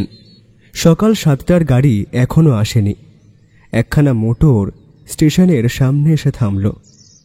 গাড়ির ভিতর থেকে আগে নামল জয়ন্ত ও মানিক, তারপর সতীশবাবু ও জিতেনবাবু। সুন্দরবাবু আসতে রাজি হননি। কাল রাত জেগে তার শরীর কাবু হয়ে পড়েছে। শয্যা আশ্রয় করার আগেই তিনি নোটিশ দিয়ে রেখেছেন, আজ বেলা 2টো না বাজলে কেউ যেন তার নাসিকা গর্জন স্তব্ধ করার চেষ্টাও না করে। স্টেশনে ঢুকে জয়ন্ত একবার চারিদিকে দৃষ্টি সঞ্চালন করে বললে, দেখুন তো সতীশবাবু, এখানে আপনার পরিচিত কোনো লোককে দেখতে পান কিনা। ইতস্তত দৃষ্টিপাত করে সতীশবাবু বললেন, হ্যাঁ, জনা দুয়েক চেনা লোককে দেখছি। কে কে? ওই বৃদ্ধ ভদ্রলোকটি যিনি পাইচারি করছেন, ওর নাম সুরেনবাবু, এখানে ডাক্তারি করেন। আরেকজন কে? আমাদের প্রজা অছিমুদ্দি ওই পোডলার পাশে উবু হয়ে বসে আছেন, দেখুন, দেখতে পাচ্ছেন? কিন্তু অছিমুদ্দিকে দেখবার জন্য জয়ন্তের আর কোনোই আগ্রহ হলো না।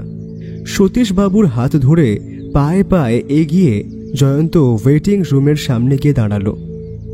ইজি চেয়ারের উপরে বসে আছেন এক ভদ্রলোক, কি একখানা বই পড়ছিলেন। সতীশবাবু, ওকে চেনেন? জীবনে এই প্রথম দেখলুম। বয়সে যুবক, মুখে একরাশ দাড়ি, অথচ আজকালকার যুবকরা বিশেষ করে বয়কট করতে চায় ওই দাড়িকেই। ভদ্রলোকের দাড়িটিও উল্লেখযোগ্য। কেন? অত্যন্ত রুক্ষ আর অস্বাভাবিক। তারপর দেখুন ওর সাজ পোশাক, শৌখিন দামি জামা কাপড় জুতো, কিন্তু জামার একটা হাতা ছিঁড়ে গিয়েছে, কাপড় আর জুতো কর্দমাক্ত। এর কারণ কি? কারণ উনিই জানেন, আমাদের মাথা ঘামানোর দরকার নেই। ভদ্রলোক হঠাৎ বই থেকে মুখ তুলে তাকিয়ে দেখলেন জয়ন্তর দিকে। তারপর এমনভাবে সেই বইখানা উপরে তুলে ধরলেন যে তার মুখ হয়ে গেল অদৃশ্য। হ্যাঁ, ভদ্রলোক চান না যে আমরা ওর মুখ দর্শন করি। বড়ই সন্দেহজনক, বড়ই সন্দেহজনক। আরেকটু নিকটস্থ হয়ে দেখতে হলো। জয়ন্ত আস্তে আস্তে ওয়েটিং রুমের ভিতরে গিয়ে দাঁড়ালো, বলল, মশাইয়ের হাতে ঘড়ি আছে দেখছি। 7টা বাজতে আর কত দেরি? 15 মিনিট। ও, তাহলে গাড়ি আসতে এখনো দেরি আছে। তবে এইখানেই বসে একটু বিশ্রাম করা যাক। তারপর একখানা চেয়ার টেনে নিয়ে বসে পড়ে জয়ন্ত বললে, তা মশাই, যা হচ্ছে কোথায়? নরকধামে। রাগ করলেন না ঠাট্টা করছেন? ভদ্রলোক নিরুত্তর, বই থেকে চোখ পর্যন্ত তুললেন না। জয়ন্ত সহজভাবেই বলল, নরকধামে যেতে গেলে কি ছদ্মবেশ ধারণ করতে হয়? মানে? আপনার মুখে পরচুলের দাড়ি কেন? আপনি তো দেখছি বড়ই অসভ্য। জয়ন্ত উঠে দাঁড়ালো। তারপর বিনা বাক্য ব্যয় ক্ষিপ্র হস্তে সে ভদ্রলোকের দাড়ি ধরে মারলে এক টান, খসে পড়ল পরচুলের দাড়ি। সতীশবাবু বিপুল বিস্ময়ে বলে উঠলেন, এ কি দেখছি, চন্দ্রশঙ্কর বাবু!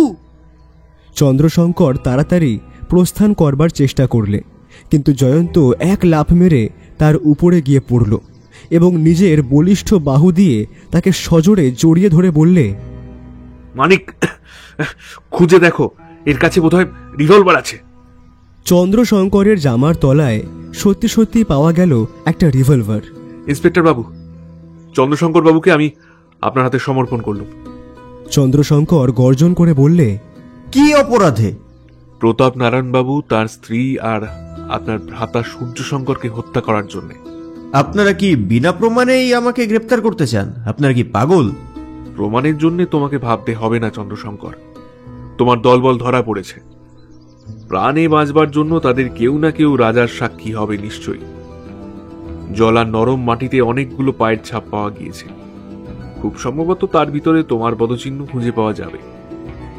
তারপর প্রশ্ন হচ্ছে, তোমার থাকবার কথা কলকাতায়, কিন্তু এই খুনোখুনির সময় তুমি এখানে কেন? তোমার মুখে পরচুলের দাড়ি কেন? তোমার কাছে রিভলভার কেন? আর ওই রিভলভারই প্রমাণ করে দেবে কাল রাত্রে তুমি দলবল নিয়ে জমিদার বাড়ি আক্রমণ করতে গিয়েছিলে। কিরকম? পালাবার সময় তুমি একজন চৌকিদারকে গুলি ছুঁড়ে আহত করেছ।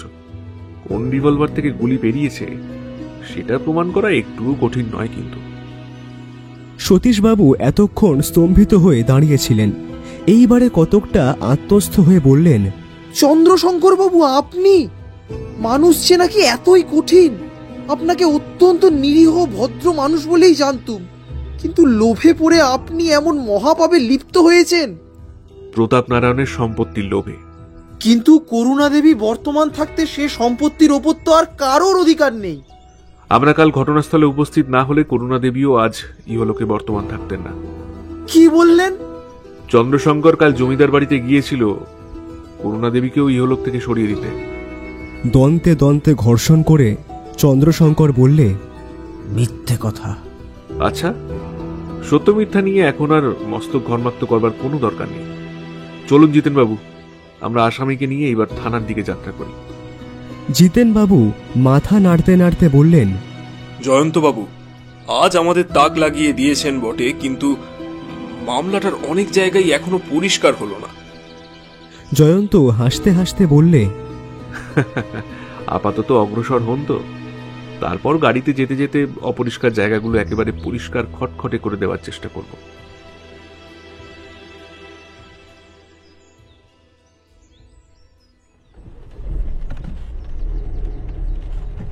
চলন্ত মোটরে বসে জয়ন্ত বলতে লাগলো, জিতেনবাবু, প্রতাপ নারায়ণ নিহত হবার আগে এই অঞ্চলে যে 3টে হত্যাকাণ্ড হয়েছিল সেগুলোর জন্য দায়ী কে এখনো আমি সেটা জানতে পারিনি বটে, কিন্তু জমিদার বাড়ির খুনের মামলার সঙ্গে তার যে কোনো সম্পর্ক নেই এটা আমি আগেই আন্দাজ করতে পেরেছিলাম। সুন্দরবাবুর দৃষ্টিও এদিকে আকৃষ্ট হয়েছিল। তিনিও লক্ষ্য করেছিলেন আগেকার 3টে হত্যাকাণ্ডের সময় খুনি ছিল অত্যন্ত অসাবধান, ঘটনাক্ষেত্রে নিজের হাত আর পায়ের অনেক ছাপ রেখে গিয়েছিল। কিন্তু জমিদার বাড়ির হত্যাকাণ্ডের অপরাধীরা নিজেদের কোনো চিহ্নই রেখে যায়নি, এমনকি আমাদের চোখে ধুলো দিয়ে পরে রক্তমাখা মুইখানা পর্যন্ত সরিয়ে ফেলেছিল। এই দুরকম কার্যপদ্ধতির ভিতরে বিভিন্ন প্রকৃতির পরিচয় খুব স্পষ্ট। এক জায়গায় দেখা যায় ঘটনাস্থলে নিজের হাত পায়ের ছাপ পড়ল কি পড়ল না, হত্যাকারীরা সেটা গ্রাহ্যের মধ্যেও আনেনি। এর থেকে আরও একটা কথা প্রমাণিত হয়, খুব সম্ভবত খুনি মোটেই বুদ্ধিমান নয়। কিন্তু জমিদার বাড়ির হত্যাকাণ্ডে অপরাধীরা রীতিমতো মস্তিষ্ক চালনা করেছে। ঘটনাক্ষেত্রে তারা নিজেদের সমস্ত চিহ্নই বিলুপ্ত করে দিয়ে গিয়েছে। মাটির উপর দিয়ে মই টেনে নিয়ে যাওয়ার যে চিহ্ন অবলম্বন করে আমি জলাভূমিতে গিয়ে হাজির হয়ে সূর্যবাবুর দেহ আবিষ্কার করি, তাও তারা নিশ্চয়ই বিলুপ্ত করে দিত। কিন্তু আমরা অত্যন্ত তাড়াতাড়ি জমিদার বাড়ি থেকে বেরিয়ে পড়েছিলাম বলে সে সময় তারা পায়নি। এখন বুঝে দেখুন, একই হত্যাকারীর পক্ষে 2 জায়গায় 2 পদ্ধতিতে কাজ করা স্বাভাবিক কি না। আপনারও উচিত ছিল এটা আগেই বুঝে দেখা। অপরাধ তত্ত্বের প্রত্যেক বিশেষজ্ঞই জানেন একই অপরাধী কখনো 2 পদ্ধতিতে কাজ করে না। পাশ্চাত্য দেশের গোয়েন্দারা কতবার যে কেবল হত্যা পদ্ধতি দেখেই অপরাধীকে গ্রেপ্তার করেছেন, একটু খোঁজ নিলেই জানতে পারবেন। জমিদার বাড়ির খুনের সঙ্গে যে আগেকার ঘটনাগুলোর কোনো সম্পর্ক নেই এই বিষয়ে যখন নিশ্চিত হল, তখন চেষ্টা করলুম মামলাটাকে নতুন দিক দিয়ে দেখতে। প্রথমেই একটা সন্দেহ হলো, জমিদার বাড়ির অতি চতুর হত্যাকারী হয়তো মদনপুরের অন্যান্য রহস্যময় হত্যাকাণ্ডের আড়ালে আত্মগোপন করবার ফিকিরে আছে। মোটামুটিভাবে দেখলে মনে হয় এখানকার সব হত্যাকাণ্ড একরকম, হত্যার কোনো উদ্দেশ্য খুঁজে পাওয়া যায় না, হত ব্যক্তির মূল্যবান দ্রব্য হারায় না, হত্যার পর মৃতদেহ হয় অদৃশ্য। ক্রমে আমার এই সন্দেহই দৃঢ় হয়ে উঠল, জমিদার বাড়ির হত্যাকারী নিশ্চয়ই আগেকার খুন 3টের সুযোগ নিয়ে পুলিশকে বিপথে চালাবার চেষ্টা করেছে, আর কেবল সেই দিকেই দৃষ্টি রেখে জমিদারবাবু আর তার স্ত্রীর দেহ ঘটনাস্থল থেকে সরিয়ে ফেলেছে। নইলে খুনের পর এরকম লাশ চুরির কোনো মানে হয় না। কিন্তু কে এই নতুন হত্যাকারী, তার আসল উদ্দেশ্য কি, এই দুটো প্রশ্নের কোনো উত্তরই খুঁজে পাচ্ছিলাম না। হঠাৎ দৈব হলো আমার সহায়। জলাভূমির ভিতরে পাওয়া গেল সূর্যবাবুর দেহ। সূর্যবাবুকে হত্যা করা হলো কেন, মাথা ঘামিয়ে একটা কারণ পেল। এই আমরা যখন তদন্তে নিযুক্ত, সূর্যবাবু তখন বাড়িতেই ছিলেন। পুলিশ এসে যে তাকেই খুঁজবে এটা নিশ্চয়ই তার অজানা ছিল না। সে সময় তার পক্ষে বাড়ি থেকে অদৃশ্য হওয়া অত্যন্ত সন্দেহজনক। তবু তিনি তাড়াতাড়ি বাড়ির পিছন দিয়ে খিড়কির দরজা খুলে ঠিক যেন পালিয়ে গেলেন। কেন? খুব সম্ভবত আমরা যখন প্রাথমিক তদন্তে ব্যস্ত, সূর্যবাবু তখন দোতলার কোনো ঘরের জানলার সামনে দাঁড়িয়েছিলেন। সেখান থেকে হঠাৎ তিনি দেখতে পেলেন বাগানের ভিতর দিয়ে কারা চুপি চুপি একখানা মই টেনে নিয়ে যাচ্ছে। সঙ্গে সঙ্গে আরও দেখলেন তাদের সঙ্গে আছে তারই বইমাত্রেয় ভাই চন্দ্রশঙ্কর, যার থাকবার কথা কলকাতায়। বিপুল বিস্ময়ে দ্রুত পদে নিচে নেমে খিড়কির দরজা খুলে সূর্যবাবু ছুটলেন তাদের পিছনে পিছনে। তারপর বোধহয় ব্যাপারটা দাঁড়ালো এই রকম। চন্দ্রের কাছে গিয়ে সূর্য করলেন কৈফিয়ত দাবি, চন্দ্র করলে সূর্যকে খুন। অবশ্য তখনও পর্যন্ত চন্দ্র নামধারী কোনো ব্যক্তির অস্তিত্ব আমি জানতাম না। আমার ধারণার ভিতরে ছিল অজ্ঞাতনামা হত্যাকারীরা। পরে সতীশবাবুর মুখে শুনলুম চন্দ্রের কথা। আমাদের গোয়েন্দার মন ধাঁ করে পেলে একটা সম্ভাবনার ইঙ্গিত। সূর্য ও তার স্ত্রী হচ্ছেন প্রতাপ নারায়ণের উত্তরাধিকারী। সূর্যবাবুর অবর্তমানে তার সন্তানহীনা স্ত্রী পাবেন সমস্ত সম্পত্তি। তিনি পোষ্যপুত্র নিতে পারেন, নইলে তার মৃত্যু হলে সম্পত্তি যাবে চন্দ্রের হাতে, কারণ সূর্যবাবুর আর কোনো আত্মীয় নেই। চন্দ্রের মাথায় এমন কোনো শয়তানি বুদ্ধি থাকা সম্ভবপর কিনা ভাবতে লাগল। অন্তত এটা সত্য হলে এই অদ্ভুত হত্যার একটা উদ্দেশ্য পাওয়া যায়। চন্দ্র কি আগে থাকতেই স্থির করে রেখেছিল যে প্রতাপ নারায়ণ ও স্ত্রীকে হত্যা করবার পরে সূর্যবাবু ও তার স্ত্রীকে ইহলোক থেকে সরিয়ে দেবে? সূর্যবাবুকে হঠাৎ জলাভূমিতে পেয়ে সে তাকে হত্যা করেছে, তারপর সে কি আক্রমণ করবে করুণা দেবীকেও? ব্যাপারটা প্রথমে খুব সহজ ও স্বাভাবিক বলে মনে হলো না, যদিও আমি জানি প্রথম শ্রেণীর দুরাত্মার পক্ষে কিছুই অসম্ভব নয়। আমার ধারণা সত্য হলো অতঃপর চন্দ্র কি করতে পারে সেটাও আন্দাজ করবার চেষ্টা করল। সে নিশ্চয় সময় ও সুযোগ নষ্ট করবে না। মদনপুরে বারবার রহস্যময় ও উদ্দেশ্যহীন হত্যাকাণ্ড হচ্ছে, ক্ষেত্র প্রস্তুত। করুণা দেবীও যদি এই সময় নিহত হন এবং তার দেহ খুঁজে না পাওয়া যায়, পুলিশের দৃষ্টি তাহলে চন্দ্রের দিকে আকৃষ্ট হবে না নিশ্চয়ই। আমি ছুঁড়লুম আধারে ঢিল। রাত্রের অন্ধকারে চন্দ্রের উদয় দেখবার আশায় সদল বলে নিলুম বাগানের ঝোপের ভিতরে আশ্রয়। তারপরের কথা আপনারা সব জানেন। জিতেনবাবু চমৎকৃত হয়ে বললেন, ধন্যবাদ ধন্যবাদ জয়ন্তবাবু, বিচিত্র আপনার দৃষ্টির তীক্ষ্ণতা। আমি বলি, বিচিত্র ওর মস্তিষ্কের সূক্ষ্মতা। কি বলেন মানিকবাবু? আমি কিছুই বলি না। শোনা যে শোনা, কে না তা জানে। জয়ন্ত হচ্ছে জয়ন্তই, ওকে আর নতুন করে সুখ্যাতি কি করব?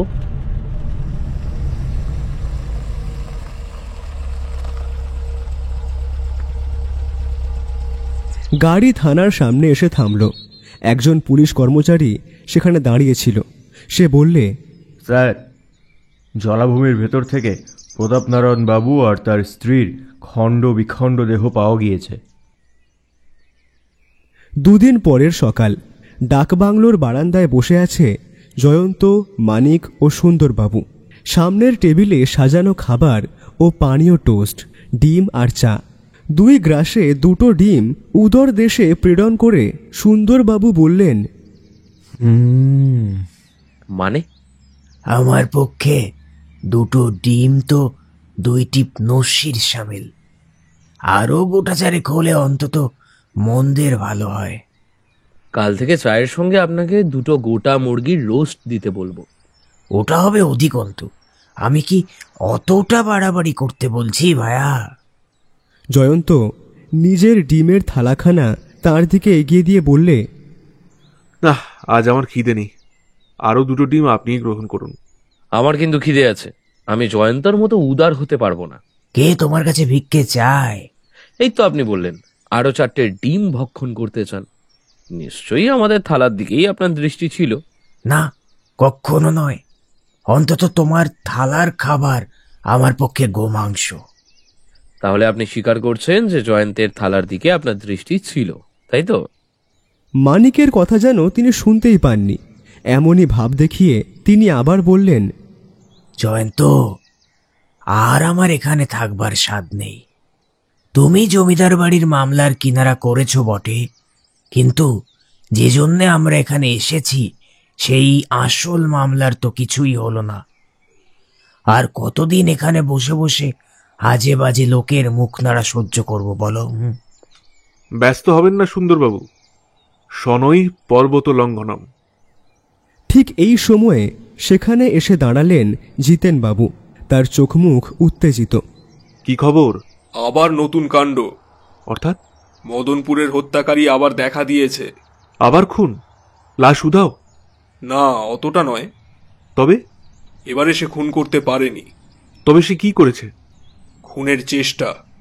ভালো করে বুঝিয়ে বলুন।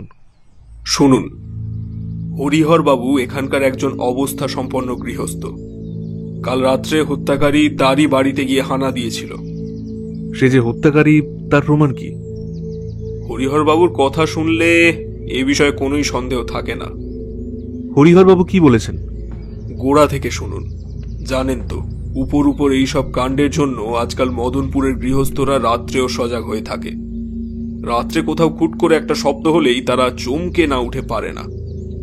কাল রাত প্রায় 3টার সময় হঠাৎ কি একটা উচ্চ শব্দে হরিহরবাবুর ঘুম ভাঙে। তিনি সাহসী লোক, শিকারের শখ তার 16 আনা। প্রায় শিকার করতে যান, বাড়িতে বন্দুকও আছে। তাড়াতাড়ি বন্দুক নিয়ে তিনি দোতলার বারান্দায় এসে দাঁড়ান। চাঁদ তখন অস্তে গিয়েছিল, কিন্তু বারান্দায় জ্বলছিল একটা হারিকেন লণ্ঠন।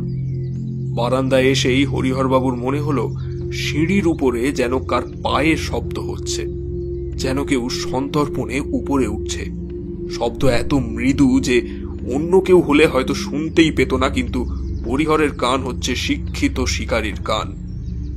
বারান্দার ধারে গিয়ে হরিহরবাবু সিঁড়ির দিকে দৃষ্টিপাত করলেন। লণ্ঠনের আলো সিঁড়ি পর্যন্ত পৌঁছয়নি বটে, কিন্তু তারই আলোর আভায় সেখানের অন্ধকার ঘন হতে পারেনি। ভালো করে না হোক আবছায়ের মতো দেখা গেল একটা মূর্তি সিঁড়ি বেয়ে উপরে উঠছে ধীরে ধীরে। মনে হলো মানুষেরই মূর্তি, কিন্তু সে সোজা হয়ে উপরে উঠছিল না, উঠছিল হাত ও পায়ের সাহায্যে, সিঁড়ির উপরে লম্বমান হয়ে। চতুষ্পদ জন্তুরা ঠিক সেইভাবে সোপান অতিক্রম করে আর কি, কিন্তু মূর্তিটা যদি মানুষ না হয় তবে সেটা কি জন্তু তাও বোঝা যাচ্ছিল না। কিন্তু জন্তুটা যে খুব বড় সে বিষয়ে সন্দেহ নেই। হরিহরবাবুর মনে সন্দেহ হলো, মূর্তিটা মানুষেরও নয়, জন্তুরও নয়, সে কোনো ভৌতিক দুঃস্বপ্নের অস্পষ্ট ছায়া। তিনি সাহসী হলেও তার বুকের ভিতরে জাগলো কেমন এক অপার্থিব আতঙ্ক। তবু প্রায় আচ্ছন্ন অবস্থাতেই কোনো রকমে তিনি বন্দুক তুললেন এবং ঘোড়া টিপে দিলেন। বন্দুকের প্রচন্ড চিৎকারের সঙ্গে সঙ্গেই মূর্তিটাও গর্জন করে উঠল। সে গর্জন নাকি অত্যন্ত ভয়াবহ, শুনলে বুকের রক্ত ঠান্ডা হয়ে যায় বরফের মতো। এবং সেরকম গর্জন নাকি কোনো কোনো মানুষেরই কণ্ঠ থেকে বেরুতে পারে না, তা হচ্ছে একেবারেই অমানুষিক। মূর্তিটা বিদ্যুৎ বেগে সিঁড়ির নিচের দিকে সুদীর্ঘ একটা লম্ফ ত্যাগ করল। ধূপ করে একটা শব্দ হলো, তারপর সব চুপচাপ। রাত্রে হরিহরবাবু আর নিচে নামতে ভরসা করেননি, তবে এটুকু বুঝতে পারলেন লক্ষ্য ব্যর্থ হয়েছে। আজ খুব ভোরে উঠে নিচে নেমে তিনি দেখেছেন তার বাড়ির সদর দরজা খোলা। কার প্রচন্ড ধাক্কায় তার খিল গিয়েছে ভেঙে। এই তো ব্যাপার জয়ন্ত বাবু। এখন এই ঘটনা থেকে আমরা কি বুঝবো? একটা কথা বেশ বোঝা যাচ্ছে। কি? মূর্তিটা পালিয়ে গেছে বন্দুকের ভয়। তা থেকে কি প্রমাণিত হয়? প্রমাণিত হয় সে আগ্নেয় অস্ত্রের মহিমা জানে। কিন্তু এই প্রমাণ পেয়ে আমাদের লাভ কি? আমরা জানতে চাই সে মানুষটা জন্তু না ভূত। ভূতের কথা বাদ দিন, ভূত বন্দুক বা কামানকে ভয় করবে কেন? যারা ভূত মানে তারা তো বলে ভূত হচ্ছে অশরীরী। মানলুম সে ভূত নয়, কিন্তু তবু তো হালে পানি পাচ্ছি না। আমি অথই চলে। বাবা, এই ডাক বাংলোর চারিদিকেই মাঠ আর জঙ্গল। কোনোদিন হয়তো এর ওপরেই সেই না মানুষ না জন্তুটার দৃষ্টি পড়তে পারে। জানা দরজার বাঁধা তার কাছে বাঁধাই নয়। আমি যে কি করব বুঝতেই পারছি না।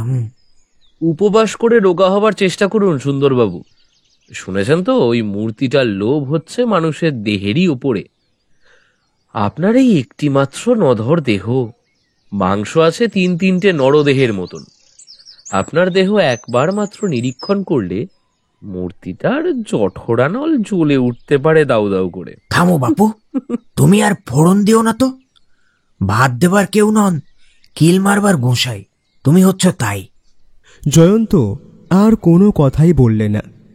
কি যেন ভাবতে লাগলো অত্যন্ত গম্ভীর মুখে। দিন কয় সব চুপচাপ।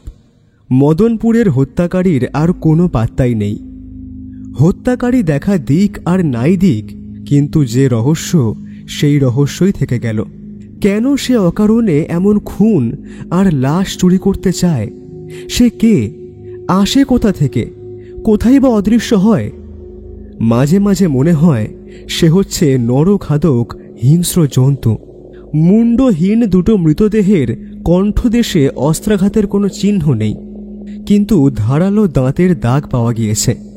হরিহরবাবু তাকে চতুষ্পদ জন্তুর মতো সিঁড়ি দিয়ে উঠতে দেখেছেন।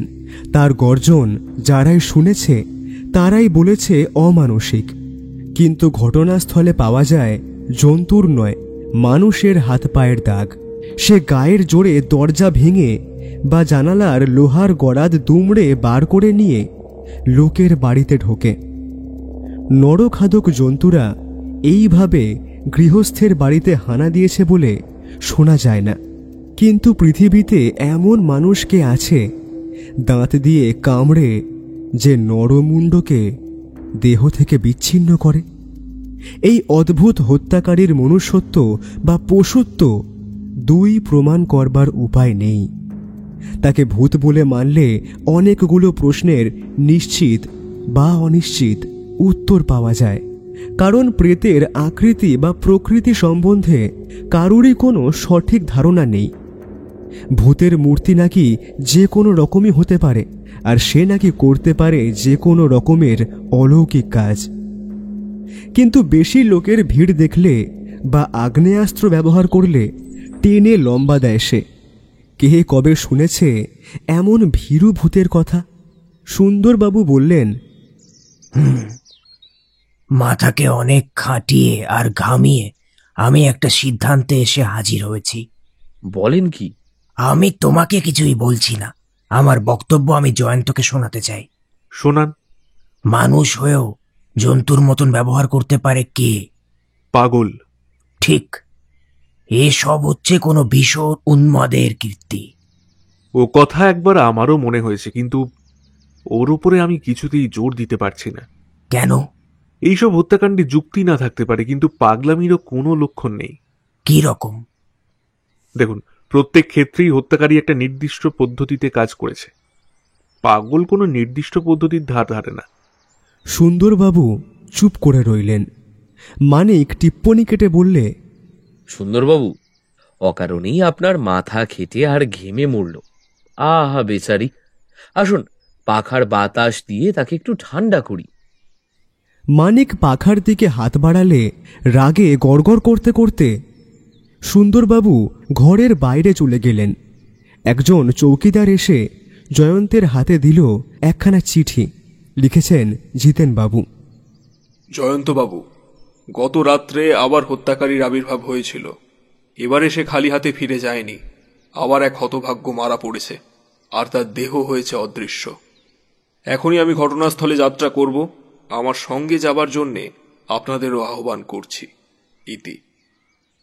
পত্র পাঠ করে জয়ন্ত বললে, যাক, এবারে আর পরের মুখে ঝাল খেতে হবে না। এ কথা কেন বলছো?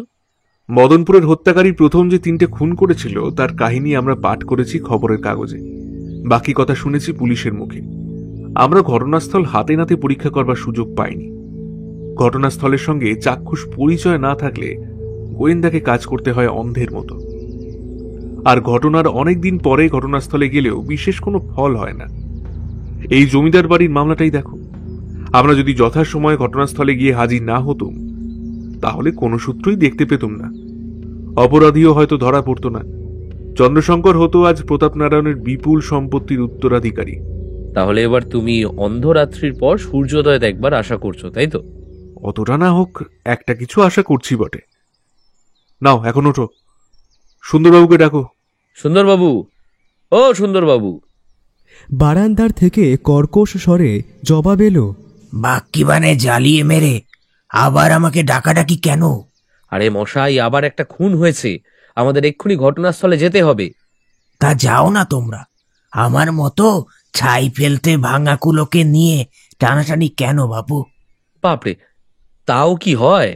আপনি সঙ্গে না থাকলে আমাদের ঘটে বুদ্ধি সরবরাহ করবে কে? আসুন আসুন, ক্রোধ সম্বরণ করুন।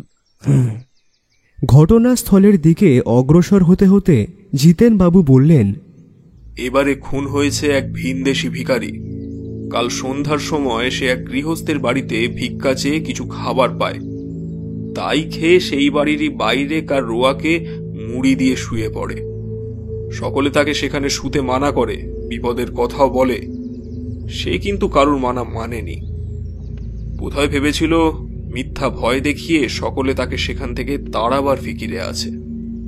তারপর গভীর রাত্রে বিকট আর্তনাদে বাড়ির সকলের ঘুম যায় ছুটে। একটা মানুষ চিৎকার করে বলছে, রক্ষা করো, রক্ষা করো। তারপরই শোনা গেল একটা জন্তুর হিংস্র গর্জন। তারপর মানুষ বা জন্তু আর কারুরই সাড়া পাওয়া গেল না। বাড়ির একজন লোক কৌতূহল দমন করতে না পেরে ছাদে গিয়ে উঠল। কাল চতুর্দশীর রাত গিয়েছে, চারিদিকে ছিল ধবধবে চাঁদের আলো। লোকটি ছাদের ধারে গিয়ে দেখল খানিকটা তফাতে একটা মিশ কালো চতুষ্পদ জন্তু মানুষের দেহের মতো কি একটা জিনিস মুখে করে কামড়ে ধরে মাটির উপর দিয়ে টেনে নিয়ে যাচ্ছে। সেটা কি জন্তু? চাঁদের আলো ছিল বটে, কিন্তু দূর থেকে জন্তুটাকে চেনা যায়নি। জন্তুটা কত বড় তাও বোঝা যায়নি। এইটুকু শুনেছি জন্তুটা নাকি চিতাবাঘের চেয়ে ছোট নয়। সে 4 পায়ে ভর দিয়ে যাচ্ছিল। হ্যাঁ, কিন্তু এও শুনলুম চিতাবাঘ যেমন করে হাঁটে তার হাঁটুনি নাকি তেমন ধারা নয়। তারপর আর বলবার কথা বেশি নেই। জন্তুটা চলে যায় মদনপুরের পূব প্রান্তরের দিকে। এই আমরা ঘটনাস্থলে এসে পড়েছি। এই বাড়ির ওই রোয়াকের উপরেই ভিখারিটা শুয়েছিল। দেখুন জয়ন্তবাবু, রোয়াকের উপরে আর তলায় কত রক্ত জমাট বেঁধে আছে দেখুন। এই দেখুন হত্যাকারীর হাতের আর বিকৃত পায়ের ছাপ। এ তো জন্তুর হাত পায়ের চিহ্ন নয়। না, মানুষের। এই দাগগুলোই তো আমাদের কথা একেবারে গুলিয়ে দিয়েছে। দেখা দেয় জন্তু, গর্জন করে জন্তু, কিন্তু রেখে যায় মানুষের হাত পায়ের ছাপ। এ কিরকম অলৌকিক কাণ্ড বলুন তো। জয়ন্ত মাটির উপরে হেঁট হয়ে পড়ে এক মনে হাত ও পায়ের চিহ্নগুলো পরীক্ষা করতে লাগল। সুন্দরবাবু আর একবার মাথা খাটাবার এবং ঘামাবার চেষ্টা করলেন। বললেন, জয়ন্ত, আগে আমার কি সন্দেহ হয় জানো? কি? কোনো মানুষই জন্তুর ছদ্মবেশ পরে আর জন্তুর মতো হেঁটে এই সব খুন করছে। কেন? পুলিশের চোখে ধুলো দেবে বলে। আবার কেন? মানলুম, কিন্তু মৃতদেহগুলো নিয়ে সে কি করে বলুন দেখি। সে টাকা কড়ি চায় না, তার লোভ কেবল মৃতদেহের উপরে। কেন? সুন্দরবাবু জবাব খুঁজে পেলেন না।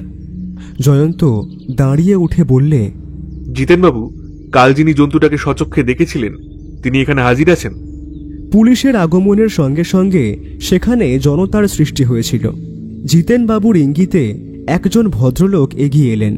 জয়ন্ত শুধলে, আপনি কাল যে জন্তুটাকে দেখেছিলেন সেটা চিতাবাঘের মতো বড়, কিন্তু চিতাবাঘ নয়। আমার তো তাই বিশ্বাস। এমন বিশ্বাসের কারণ? তার চাল চলন চিতাবাঘের মতো নয়। আপনি চিতাবাঘ দেখেছেন? অনেকবার।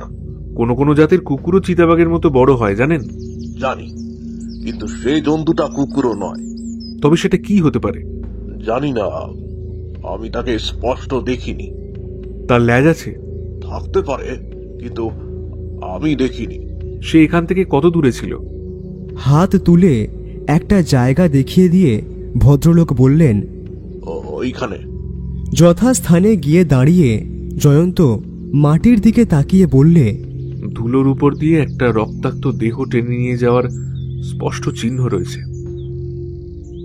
এই চিহ্ন ধরে যে কোনো শিশু অগ্রসর হতে পারে। আসুন সবাই, আমরা অগ্রসর হই, দেখা যাক জন্তুটা কোথায় গিয়েছে। রক্তাক্ত দেহ টেনে নিয়ে যাওয়ার দাগ মদনপুরের প্রান্ত ছাড়িয়ে প্রান্তরের উপরে গিয়ে পড়ল। তারপর সেই দাগ চলে গিয়েছে পূর্ব দক্ষিণের অরণ্যের দিকে। সকলে জয়ন্তর পিছনে পিছনে অরণ্যের দিকে এগিয়ে গেল। অরণ্য, সেখানেও রক্তের দাগ। আরও খানিক এগিয়ে দেখা গেল দাগটা প্রবেশ করেছে মস্ত একটা ঝোপের ভিতরে। জয়ন্ত বাইরে থেকেই সেই ঝোপটার ভিতরে উঁকিঝুঁকি মারলে। ঝোপের উপরে হাতের লাঠি দিয়ে বার কয়েক আঘাত করলে। জিতেনবাবু উত্তেজিত কণ্ঠে বললেন, আপনি কি মনে করেন জন্তুটা ওই ঝোপের ভিতরে আশ্রয় নিয়েছে? তাই মনে করছিলুম বটে, কিন্তু সে এখানে নেই। আপনারা এখানে একটু অপেক্ষা করুন তো, আমি আগে ঝোপের ভিতরটা দেখে আসি। খুব সাবধান। জয়ন্ত হামাগুড়ি দিয়ে সেই ঝোপের ভেতরে গিয়ে ঢুকল। মিনিট খানেক পরে আবার ঝোপের বাইরে ফিরে এলো সেইভাবেই। মুখ তার গম্ভীর। কি দেখলে? বিভৎস দৃশ্য। হ্যাঁ, ঝোপের ভিতরে রয়েছে একটা আধখান খাওয়া মানুষের দেহ। এদিকে ওদিকে ছড়ানো আছে মাংসহীন হাড়ের টুকরো আর নাড়িপুরি। জন্তুটা এখানে নেই। ওই জন্তুটা মানুষ মারে মাংস খাবার জন্যে। জিতেনবাবু ঝোপের দিকে অগ্রসর হচ্ছিলেন। জয়ন্ত বললে, ওদিকে যাবেন না। কেন? সেই জন্তু কিংবা কিম্ভূত কিমাকার জীবটা আবার ওই ঝোপে ফিরে আসবে। কি করে জানলেন? ধরুন বাঘের কথা, কোনো জীব বধ করে একদিনে সে তার সবটা খেতে পারে না, বাকি অংশটা পরে খাবে বলে ঝোপঝাপের ভিতরে লুকিয়ে রেখে যায়। আমার বিশ্বাস এই জন্তুটাও তাই করেছে। এখানে যখন আধখানা খাওয়া মৃতদেহ লুকিয়ে রেখে গিয়েছে, সে আবার এখানে আসবে, খুব সম্ভবত আজ রাত্রেই। আমি চাই ঝোপের ভিতরটা যেমন আছে তেমনি থাক। সে যেন সন্দেহ করতে না পারে ওখানে বাইরের কেউ এসেছিল। এখন আমাদের কি কর্তব্য? ঝোপের পাশেই রয়েছে ওই প্রকাণ্ড বট গাছটা। তাড়াতাড়ি লোকজন নিয়ে এসে জনচারেক মানুষ বসতে পারে এমন একটা মাচান তৈরি করে ফেলুন ওই গাছের ডালে। আজ আমাদের ওইখানেই রাত্রিবাস করতে হবে নাকি? নিশ্চয়ই।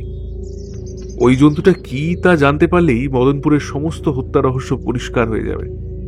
সুন্দরবাবু বিড়বিড় করে বললেন, সারলে রে, জয়ন্ত আমাকেও দেখছি ছাড়বে না। আমার এই বিপুল বপু আর ওই উঁচু গাছের মচমচে মাচান, সর্বনাশ।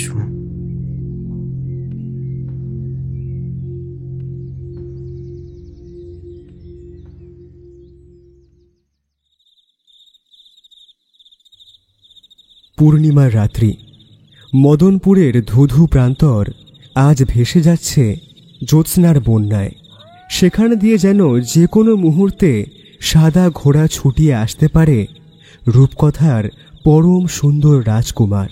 কিন্তু তারই প্রান্তে দেখা যাচ্ছে যে বিশাল অরণ্য, তার মধ্যে ঢুকলে পূর্ণিমাকে আর পাওয়া যায় না পরিপূর্ণ রূপে।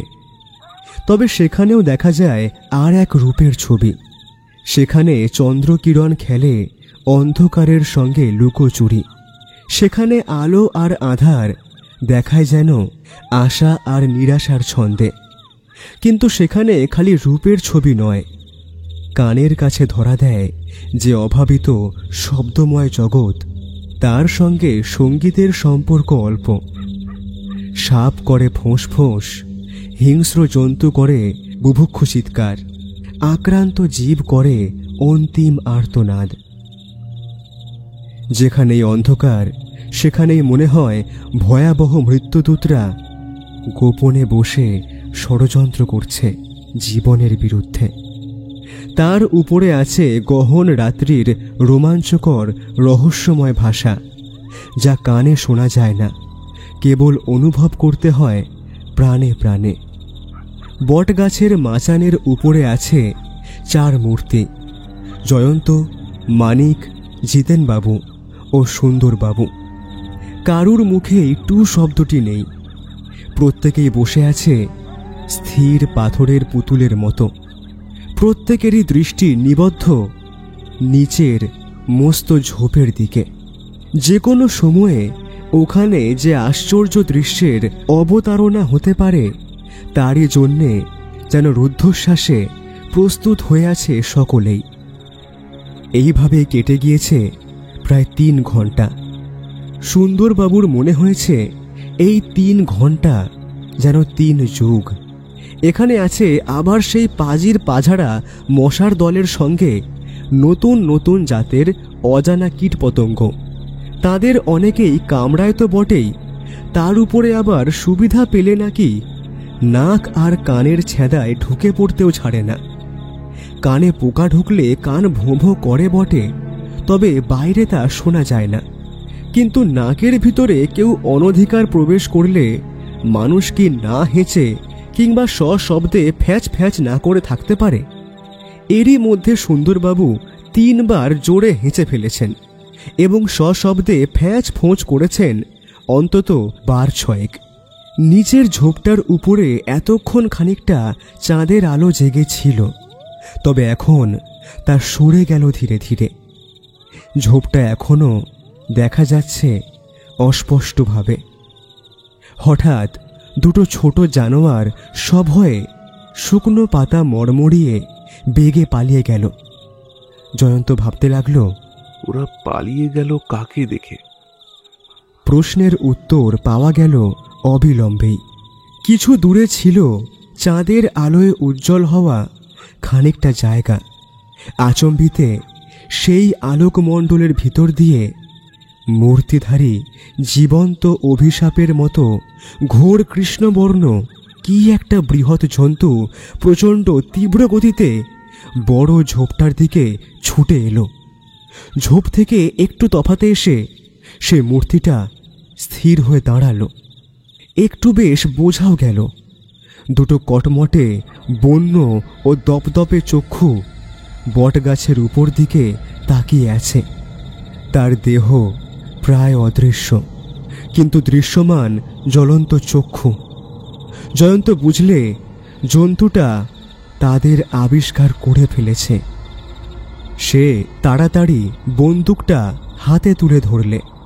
জন্তুটা একবার চাপা গর্জন করলে, তারপর এক লাফ মেরে ফিরে আবার সেই আলোকমণ্ডলের ভিতর দিয়ে পালাবার চেষ্টা করলে তীর বেগে। জয়ন্ত এই সময়টার জন্যই প্রস্তুত হয়েছিল। তার বন্দুক হুঙ্কার দিয়ে উঠল তৎক্ষণাৎ, এবং সঙ্গে সঙ্গে একটা আকাশ ফাটানো, বন কাঁপানো অমানসিক চিৎকার করে জন্তুটা মাটির উপরে আছড়ে পড়ল। 2-1 বার ছটফট করলে, আর তারপরেই একেবারে আড়ষ্ট। আরও নিশ্চিত হওয়ার জন্যে জয়ন্ত তার নিশ্চেষ্ট দেহ লক্ষ্য করে আরও একবার বন্দুক ছুড়লে, কিন্তু মূর্তি আর নড়লে না। জয়ন্ত গাছ থেকে নামতে নামতে বললে, জিতেনবাবু, আপনারাও আসুন। সবাই আলোকমণ্ডলের কাছে গিয়ে দাঁড়ালো। সকলেরই দৃষ্টি বিপুল বিস্ময়ে স্তম্ভিত। ওটা কিসের মূর্তি? মানুষের না জন্তুর? টর্চের আলোতে দেখা গেল তার সর্বাঙ্গ মানুষের মতন বটে, কিন্তু মনুষ্যত্ব নেই তার কোথাও। সমস্ত দেহটাই লম্বা লম্বা কালো লোমে আচ্ছন্ন। মাথায় জটপাকানো দীর্ঘ রুক্ষ চুল, কর্কশ ও বৃহৎ দাড়ি গোঁফে মুখখানা প্রায় ঢাকা। বোজা চোখ দুটো দেখা যাচ্ছিল না। নাসারন্ধ্র অস্বাভাবিক রূপে স্ফীত। পশু ভাবপূর্ণ পুরু পুরু ফাঁক করা ওষ্ঠাধরের ভিতর থেকে বড় বড় হিংস্র ও বিবর্ণ দাঁতগুলো দেখা যাচ্ছে। পৃথিবীর কোনো মানুষেরই দাঁত ওই রকম হয় না। হাতের ও পায়ের আঙুলেও অত্যন্ত লম্বা ও ধারালো নখ। পায়ের চেটো বিকৃত। এই রকম পা নিয়ে কেউ মানুষের মতন সোজা হয়ে মাটির উপর দিয়ে হাঁটতে পারে না। এ যেন অর্ধ মানব ও অর্ধ পশুর দেহ। সকলের আগে কথা কইলে মানিক বললে, গুলি খেয়ে ওই মূর্তিটা যখন চেঁচিয়ে উঠেছিল তখন আমার মনে হয়েছিল যেন একটা নেকড়ে বাঘ চিৎকার করছে। ঠিক বলেছ মানিক, আমারও বিশ্বাস এ হচ্ছে নেকড়ে মানুষ। নেকড়ে মানুষ আবার কি? তাও আবার হয় নাকি? এদেশের সংবাদপত্রে এমনকি মাসিক পত্রিকাতেও এইরকম সব নেকড়ে মানুষের বিবরণ আর ছবি বার কয়েক প্রকাশিত হয়েছে। একটি নেকড়ে মানুষের ফটো আমার কাছে আছে, তবে সে পুরুষ নয়, মেয়ে। রাঁচি অঞ্চলের বনে তাকে পাওয়া যায়। এক পাদ্রী সাহেব তাকে পালন করেন। আশ্চর্য ব্যাপার। কিছুই আশ্চর্য নয়। হয়তো নেকড়ে বাঘিনীর বাচ্চাগুলো কোনো গতিকে মারা গিয়েছিল, তারপর খুব শিশু অবস্থায় এই মানুষটাকে সে চুরি করে নিয়ে যায়। নেকড়েদের মনুষ্য শিশু চুরি করার বদ অভ্যাস তো আছে। তারপর যে কোনো কারণেই হোক নেকড়ে মায়ের প্রাণে মায়া বা স্নেহের উদ্রেক হয়। শিশুকে সে বধ না করে প্রথমে নিজের দুগ্ধ দিয়ে পরে শিকার করা জীবজন্তু খাইয়ে পালন করে। নেকড়ের সঙ্গে থেকে থেকে এই মানুষটাও ক্রমে নেকড়ে ভাবাপন্ন হয়ে ওঠে। আফ্রিকায় একবার একটি মানুষের মেয়েকে পাওয়া গিয়েছিল, তাকেও শিশু বয়সে চুরি করে পালন করেছিল গরিলারা, আর তারও প্রকৃতি হয়ে গিয়েছিল গরিলাদের মতোই। এই মাস কয়েক আগেই সংবাদপত্রে আর মাসিক পত্রিকায় একটি হরিণ মানুষের ছবি আর বিবরণ বেরিয়েছে, আপনারা দেখেননি? সে বাস করত বনের হরিণদের সঙ্গে। হঠাৎ ধরা পড়েছে বলেই আমরা তার কথা জানতে পেরেছি।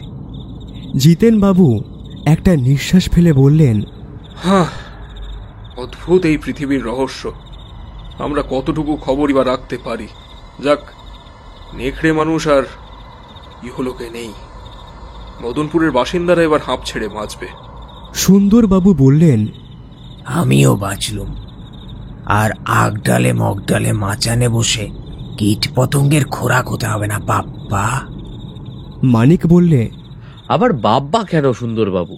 আপনার সুবিখ্যাত শব্দটি উচ্চারণ করে এখন মধুরেন সমাপয়েং করতে আজ্ঞা হোক। সুন্দরবাবু হাসতে হাসতে বললেন, অবশ্য অবশ্য।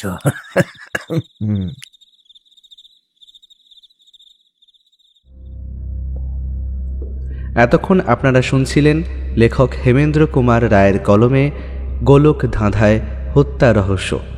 গল্পটি কেমন লাগলো তা অবশ্যই নিচে কমেন্ট করে জানান। ভালো লাগলে লাইক করুন, শেয়ার করুন, আর আমাদের চ্যানেলটিকে সাবস্ক্রাইব করতে কিন্তু ভুলবেন না।